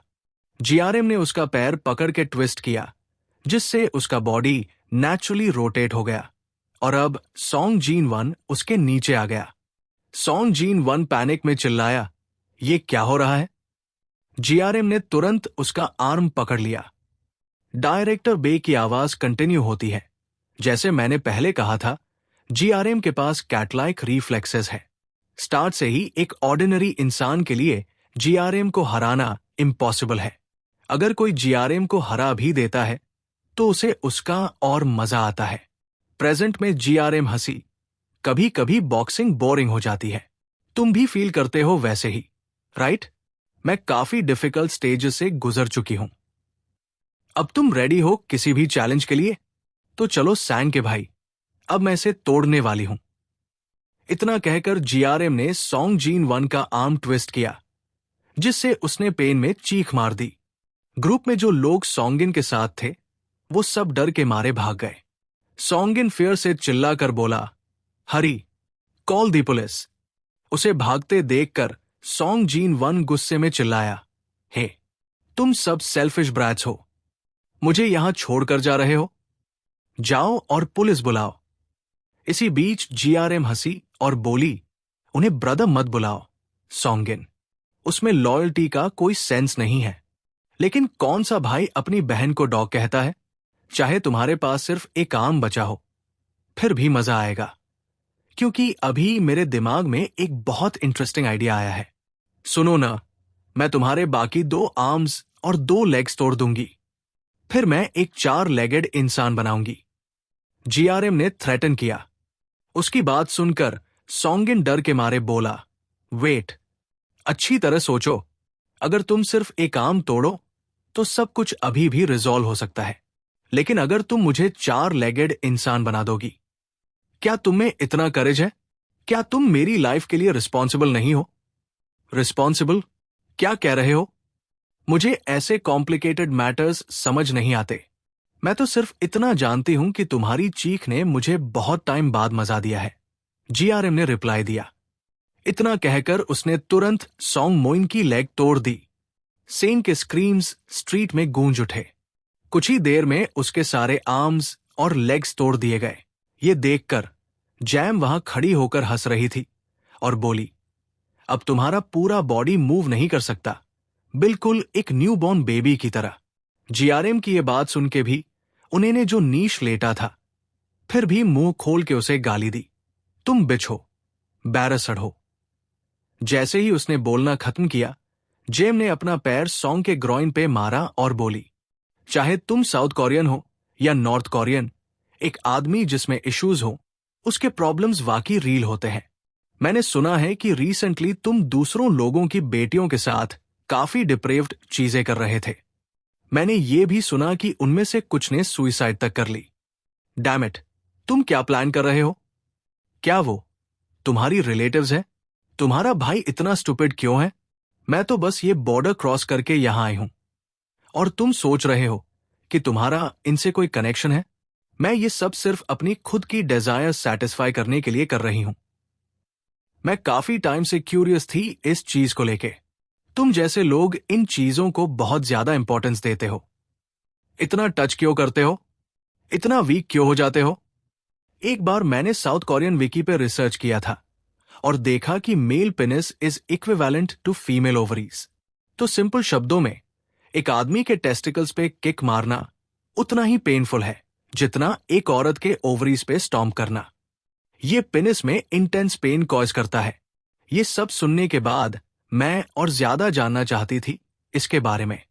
जीआरएम के ये वर्ड सुन के सॉन्ग जीन वन रो पड़ता है और उसे प्लीज करता है कि ये मत करो। लेकिन जीआरएम ने उसकी एक भी बात पे ध्यान नहीं दिया। वो हंसी और बोली, रोते रहो दिल से, सेन का भाई, जैम। उसके बाद झुककर सॉन्ग जीन वन का पेनिस स्क्वीज करता है।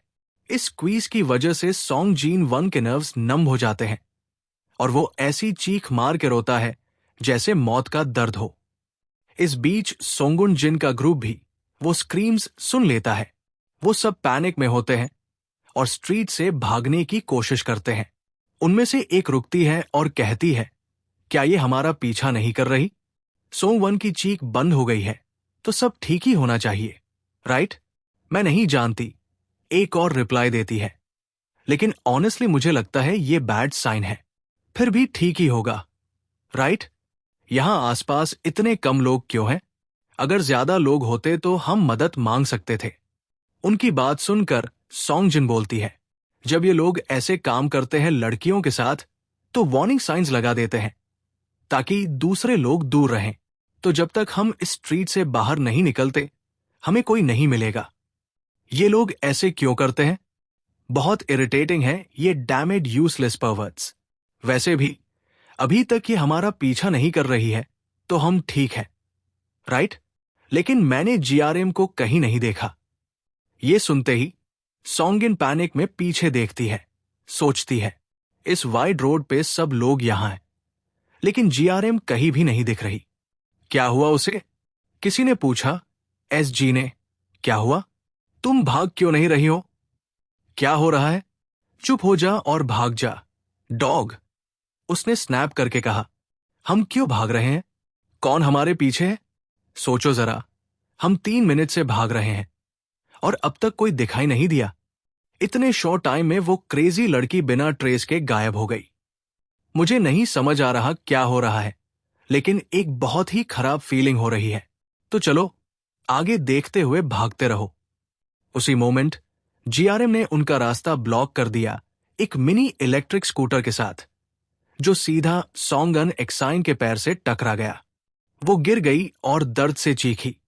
जीआरएम एसन जैन के सामने खड़ी हो गई, मुस्कुराते हुए बोली, वेल, लगता है हमारी डियर सॉन्गिन कुछ और कहती है और करती कुछ और है। तुम आगे देख के क्यों नहीं भाग रही थी? पीछे क्यों देख रही थी? साई पजल्ड होकर पूछती है, ये क्या हो रहा है? जीआरएम हमसे आगे कैसे पहुंच गई? कैसे कहूं? मैंने मिनी इलेक्ट्रिक स्कूटर का यूज किया, तुम लोगों को पीछे से पकड़कर आगे आ गई। शायद ये स्कूटर मॉडिफाई किया गया है, इसलिए स्पीड लिमिट क्रॉस हो गया। अमेरिका में इसे टोनिंग कहते हैं, आई थिंक। वैसे लगता तो नहीं सबको शांति मिली है। तुम्हारी बातें सुन के तो लगता है तुम सबको प्रॉपर एजुकेशन की जरूरत है। तो चलो थोड़ा रिव्यू हो जाए मेरे क्यूट लिटिल फ्रेंड्स। साई ये सुन के डर के मारे भागती है और चिल्लाती है, I don't want this. GRM ने उसे भागते हुए देखा, फिर स्कूटर रेव किया और बोली, मुझे और तंग करना चाहती हो? एक सेकंड बाद जेम ने स्कूटर स्पीड अप किया और साई के पीछे भागी, जो डर के मारे पीछे देखते हुए भाग रही थी। सिर्फ कुछ मोमेंट्स में जीआरएम ने उसके बाल पकड़ लिए और उसे खींचकर वापस ले आई जहां 2 बहनें थी। जीआरएम स्लोली मुस्कुराते हुए बोली, देखो इस इडियट को। क्या तुम्हें नहीं पता कि स्कूटर 2 पैरों से तेज होती है? अगर किसी और को भी एस्फाल्ट पे अपनी स्किन एक्सफोलिएट करनी है तो बस कह दो, मैं तुम्हें स्ट्रिप करके और भी कूल फील करवा दूंगी। थोड़ी देर बाद तीनों बहनें ग्राउंड पे घुटनों के बल बैठी थी। जीआरएम ने पूछा, अब बताओ क्या प्लान था तुम्हारा जब मैं तुम सबको स्ट्रिप कर दूंगी? क्या हुआ? आंसर क्यों नहीं दे रही हो? हे सोंगुन जी ने, मुझे अपना फोन दो। क्या? मैं तुम्हें अपना फोन क्यों दूं? सोंगिन ने जवाब दिया। ये सुनते ही जैम ने सोंग के नी पे किक मारा, जिससे वो पेन में चीख पड़ी। मेरा नी, मैंने बोला था ना, फोन दो। अभी तक क्यों नहीं दिया? सीधे क्यों नहीं कर सकती? जैम ने इंसिस्ट किया। सोंग अनिन ने जल्दी से अपना फोन जीआरएम को दे दिया। जीआरएम ने फोन लिया और मुस्कुराते हुए बोली, देखते हैं, क्या मैं सोंग का फोटो एल्बम ओपन करूं? ये क्या है? क्या ये न्यूड फोटोज हैं जिन जी की, जो हमारी क्लास में है? इतने सारे पिक्चर्स तुम्हारे फोन में क्यों हैं? क्या तुम मॉडलिंग एजेंसी चला रही हो या कुछ और? सोंगिन, ये तुम्हारा काम नहीं है, उसने रिटॉर्ट किया। इसी पे जीआरएम ने उसके नी पे एक और किक मारा। ये तुम्हारा बिजनेस क्यों नहीं है? एक छोटी सी गलती और तुम मेरे न्यूड फोटोज भी ले लेती, और फिर उन फोटो से मुझे कंट्रोल करती, हॉस्टेज बना लेती, राइट? हां, तुम सही कह रहे हो। तो अपना पैर मुझसे हटा लो, सैलोनिन ने चीख कर बोला। जीआरएम ने अपना पैर उसके लेग से हटा लिया। सोचती है, इवन दो मैंने पहले बोला था कि मैं अननॉयड हूं। मुझे वाकई समझ नहीं आता कि लोग न्यूडिटी का इतना बिग डील क्यों बनाते हैं। नंगा होने में ऐसी क्या बुरी बात है? मेरे स्टेपफादर के अकॉर्डिंग मेरा ब्रेन, शर्म के लिए जिम्मेदार नसें, दवाओं की अधिक मात्रा के कारण। क्या हो सकता है कि न्यूडिटी को लेकर जो मेरी एम्बैरसमेंट की कमी है, वो इन्हीं नर्व से जुड़ी हो? जो भी हो, छोड़ो। ऑर्डिनरी लोगों के लिए न्यूड फोटोज रिवील करना एक बहुत ही खतरनाक चीज होती है। हां, ओवरथिंक करने की जरूरत नहीं है। मैं अब एक नया प्लान लेकर आई हूं, जो मेरे स्टेपफादर के प्लान की जगह ले सकता है। थोड़ा सोचने के बाद जीआरएम ने फोन वापस दे दिया सोंगुन जीने को। सोंगिन पजल्ड होकर बोली, तुम बस ऐसे ही फोन वापस दे रही हो? लेकिन उसके सेंटेंस कंप्लीट करने से पहले ही जीआरएम ने उसका फोन तोड़ दिया। सोंगिन चिल्लाई, मेरा फोन। एस जी ने बोली, मैंने एक सपना देखा था पहले। जैम ने पूछा, कैसा सपना? यू? सोंग उनेने ने गुस्से में स्नैप किया, स्टार्टिंग टुडे मैं एक फोटोग्राफर बनने वाली हूं। मैं तुम्हारा फोटो एल्बम देख रही थी पहले, और तुम्हारे पास उन बेचारी लड़कियों की हंड्रेड्स ऑफ पिक्चर्स हैं। तुमने उनसे पैसे लिए, लेकिन उनके लिए प्रॉपर फोटोज नहीं लिए। तो फोटोज लेने का पॉइंट ही क्या है? कुछ बच्चे कहते हैं ये काफी फन होता है।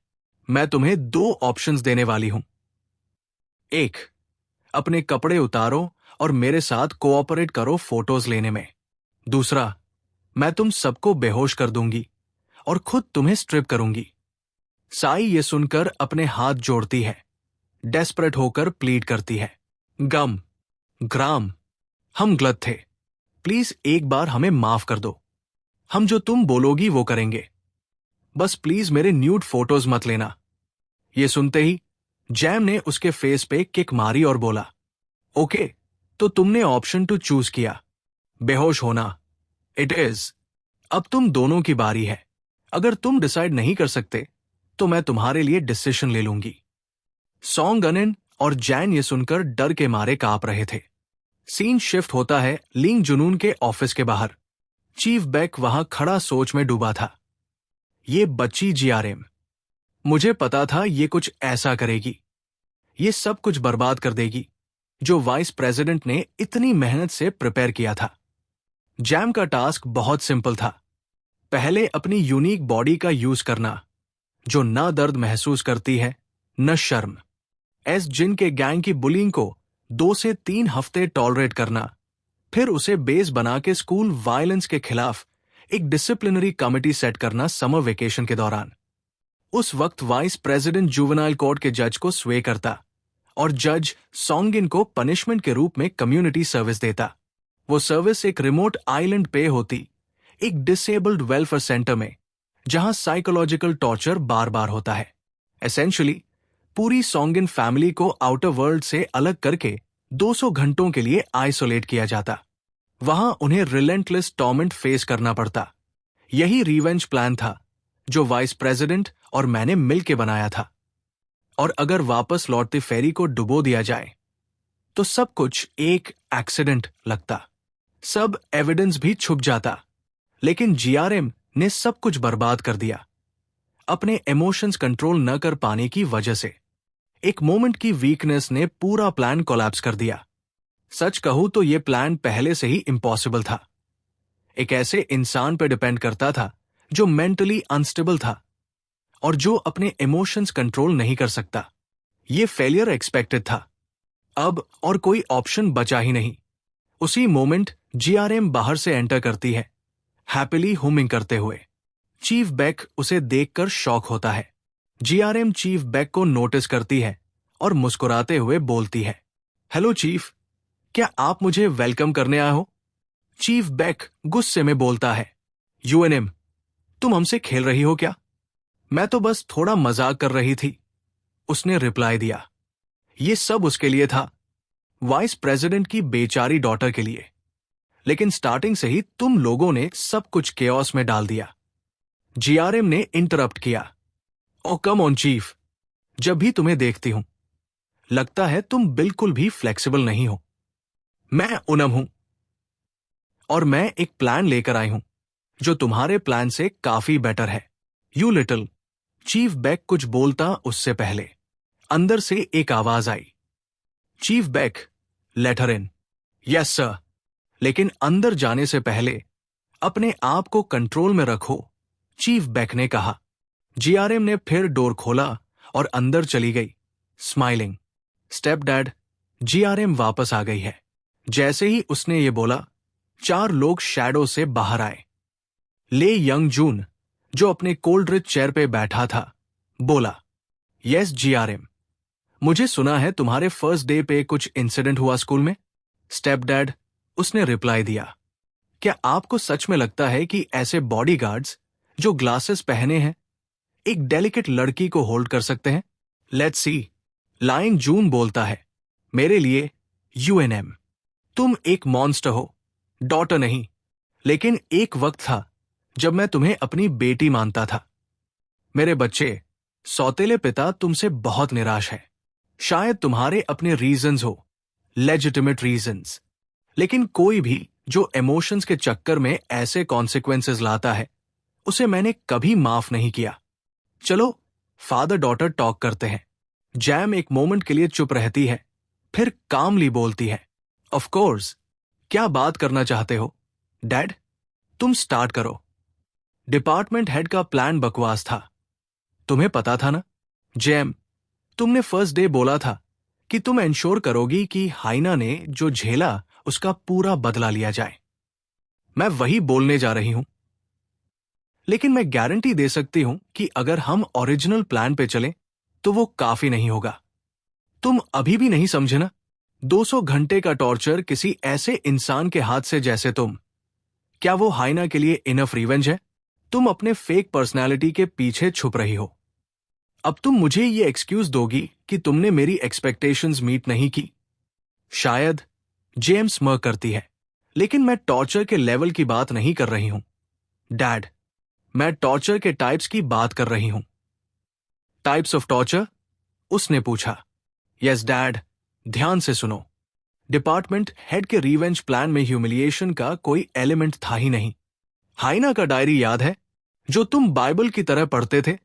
सोंगोन जीने ने उसके साथ क्या किया था? सुबह उसकी गर्दन में डॉग कॉलर पहना के पूरे स्कूल के सामने उसे बॉयज बाथरूम में क्रॉल करवाया था। वो ह्यूमिलिएशन, वही तो डेड सॉन्ग जे हाइना को अभी भी उधार में छोड़ा गया है। मैंने जो फिजिकल पेन दिया वो तो सिर्फ इंटरेस्ट था। लेकिन पता है क्या डैड, शेम तभी पूरा महसूस होता है जब लोग देख रहे हों। हाइना का शेम सिर्फ दिखाई देने का नहीं था, उसकी हेल्पलेसनेस थी, उसका फाइट बैक न कर पाना था। लेकिन तू, जीआरएम रुक गई फॉर इफेक्ट। सिर्फ सोंगन को किसी रिमोट नेमलेस आइलैंड पे बंद कर दोगे, पर उसे टॉर्चर करना लंबे समय तक मैं डिसअपॉइंट हूं तुमसे। डैड, तुमने सब कुछ प्लान तो किया, लेकिन बस यही सोच पाए?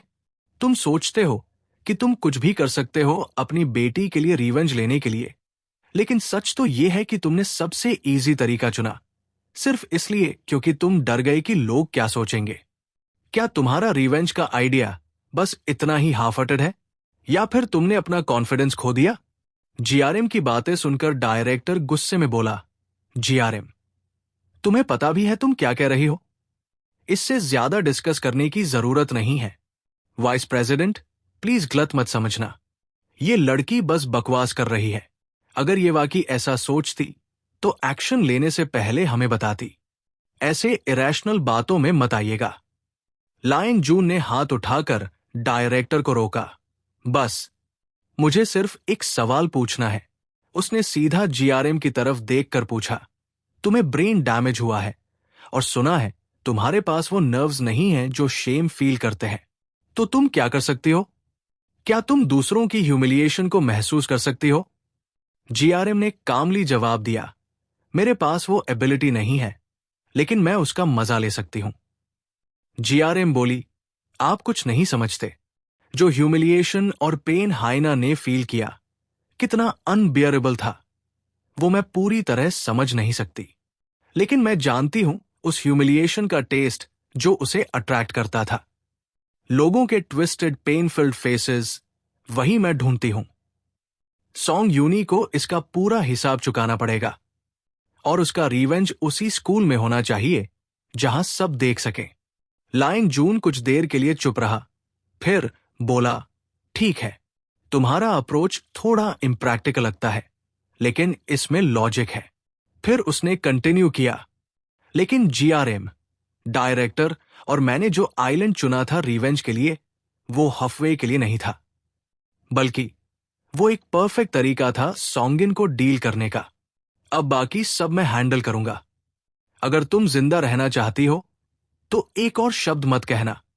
बताओ, इस क्योटिक सिचुएशन में तुम क्या करती रिवेंज लेने के लिए? जीआरएम ने अपना सिर उठाया और स्माइल की। लाइंग जून सरप्राइज हुआ। कुछ देर बाद उसने डायरेक्टर से पूछा, डायरेक्टर, तुम्हें क्या लगता है जीआरएम के प्लान के बारे में? डायरेक्टर ने सोच के जवाब दिया, प्लान कहना मुश्किल है। यह ज्यादा एक एक्सीडेंट को हैंडल करने का तरीका लगता है, लेकिन शायद करंट सिचुएशन के लिए यह बेस्ट चॉइस है। लाइंग जून ने हाँ में सिर हिलाया, तो हमें इसे तुरंत एक्सिक्यूट करना होगा।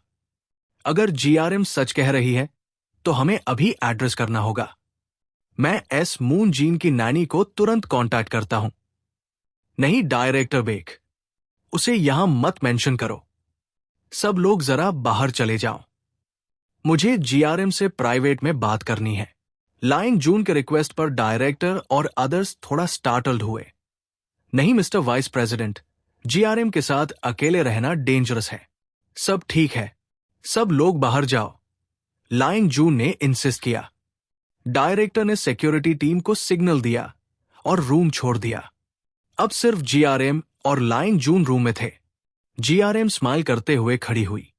फादर, इस घर के मर्द कितने इनसेंसिटिव है ना? एक डेलिकेट लड़की को इतना रफली कैसे पकड़ सकते हैं? लाइंग जून ने स्टार्ट किया। जीआरएम, तुम्हें पता है ना कि मैं तुम्हें बिना पनिशमेंट के क्यों छोड़ रहा हूं? या तुम्हें लगता है तुमने कोई बेटर अल्टरनेटिव दिया पनिशमेंट का? कोई जरूरत नहीं है। लाइंग जून कंटिन्यू करता है, तुम मेरे घर में हो और मैं रिवेंज का नेचर तुमसे ज्यादा समझता हूं। जब तुमने बात की तो मुझे कुछ महसूस हुआ। जब किसी को हर्ट करना हो तो प्रोफेशनल पर्सपेक्टिव जरूरी होता है। आज से रिवेंज प्लान ड्राफ्ट करने का पावर तुम्हारा होगा, जीआरएम। लेकिन आज जो केओस हुआ वो दोबारा नहीं होना चाहिए, समझी? जीआरएम बोली, थैंक यू फादर, मुझे एक चांस देने के लिए। मैं अपनी पूरी कोशिश करूंगी आपकी एक्सपेक्टेशंस पूरी करने के लिए। गुड, लाइंग जून ने कहा, और तुम हर असाइन चीज फॉलो करोगी, right? Of course father, GRM ने कहा और एक रिकॉर्डिंग डिवाइस उसे दिया। ये रिकॉर्डिंग आपके लिए है। इसमें आज एस मुनिन ने जो किया सब रिकॉर्डेड है। वाओ, तुम एक्सपेक्टेड से भी फास्ट निकली, लाइंग जून ने रिमार्क किया। जो साउंड हमें चाहिए थे वो मिल गए हैं। फ्राइडे को सुनते हैं ना ये रिकॉर्डिंग? उस फाइल में तुम सॉन्ग के भाई की चीखों को सुनोगे। इतना ज्यादा चीख रहा था, फनी था। जीआरएम बोली, मैं थोड़ी देर के लिए रेस्ट लेने जा रही हूं, please excuse me step father. GRM जैसे ही डोर की तरफ बढ़ी, लाइंग जून ने ऑलरेडी 6th रिकॉर्डिंग प्ले करना स्टार्ट कर दिया। रूम में सॉन्ग जीन वन की चीख गूंजने लगी। जीआरएम ने स्माइल किया और कमेंट किया, आप खुद विटनेस नहीं कर पाए ना? थोड़ा हिडन सैडिस्टिक साइड है आपका भी, है ना? दूसरी तरफ लायन जून हंसने के साथ आंसू भी बहा रहा था रिकॉर्डिंग सुनते हुए। कहीं और सॉन्ग जीन वन चीख रहा था अपनी मां के लिए, जो उसे देखकर रो रही थी। उसका बेटा ब्रोकन लिम्स के साथ शायद उसकी मैनहुड भी डिस्ट्रॉय हो चुकी थी। दूसरी तरफ एस जेनिन वंग के फादर किसी से फोन पे गुस्से में बात कर रहे थे। इमीडिएटली चार्जेस फाइल करो। मेरा बेटा ऐसे कैसे क्रिपल्ड हो गया? लीगल फीस कुछ भी हो, कोई फर्क नहीं पड़ता। असॉल्ट केसेस में एक्सपर्ट टॉप 5 लॉयर्स की टीम असेंबल करो और मुझे रिपोर्ट दो। फोन रखते ही उन्होंने पीछे देखा और शॉक्ड रह गए। ओह, मेरी बेटी प्रिंसेस, तेरे फेस के अलावा कहीं और चोट तो नहीं लगी? नथिंग वॉज हुआ ना? उन्होंने पूछा। सॉन्ग अनिन को जीआरएम की चिलिंग बातें याद आई और वो रो पड़ी। उसने सोचा, बिहेव योरसेल्फ सेन। आज से तू मेरी पपेट है। एक मिनट के लिए भी भूलना मत कि मैं तेरी वीकनेस अपने हाथ में रखती हूं। प्रेजेंट में सोंगुन जिन सौंपकर बोली, नो डैड, मुझे और कहीं चोट नहीं लगी। तभी एक और फोन कॉल आई सेन के फादर के पास। उन्होंने अथॉरिटी के साथ कॉल उठाया। तो तुम उस डीमन के गार्डियन हो? ठीक है, मैं करता हूं। थोड़ी देर बाद वो लोग एक कंपनी पहुंचे। मां ने धीरे से हस्बैंड से कहा, यह तो सच में जबरदस्ती हो रही है। उन्होंने जवाब दिया, कोई फर्क नहीं पड़ता। ये स्कूल पे सेटल नहीं करना चाहता। लगता है इससे अपने अडॉप्टेड चाइल्ड से कुछ लेना देना है। रूम में एंटर करते हुए उन्होंने अनाउंस किया, मैं हूं Song Jin Sik, the nun gold group का। देखते हैं तुम कितने इंप्रेसिव हो, जो बिना कॉन्सिक्वेंसेस मेंशन किए सेटलमेंट डिमांड्स कर रहे हो। ये वॉर बन सकता है। लेकिन जैसे ही सॉन्ग जीन सिक रूम में एंटर हुआ, उसका चेहरा शौक से सफेद पड़ गया। उसके सामने बैठा था लायन जून, long time no see, father of सॉन्गिन। मैं हूं जेएम का स्टेप फादर, लायन जून। नेक्स्ट पार्ट चाहिए तो कमेंट करो।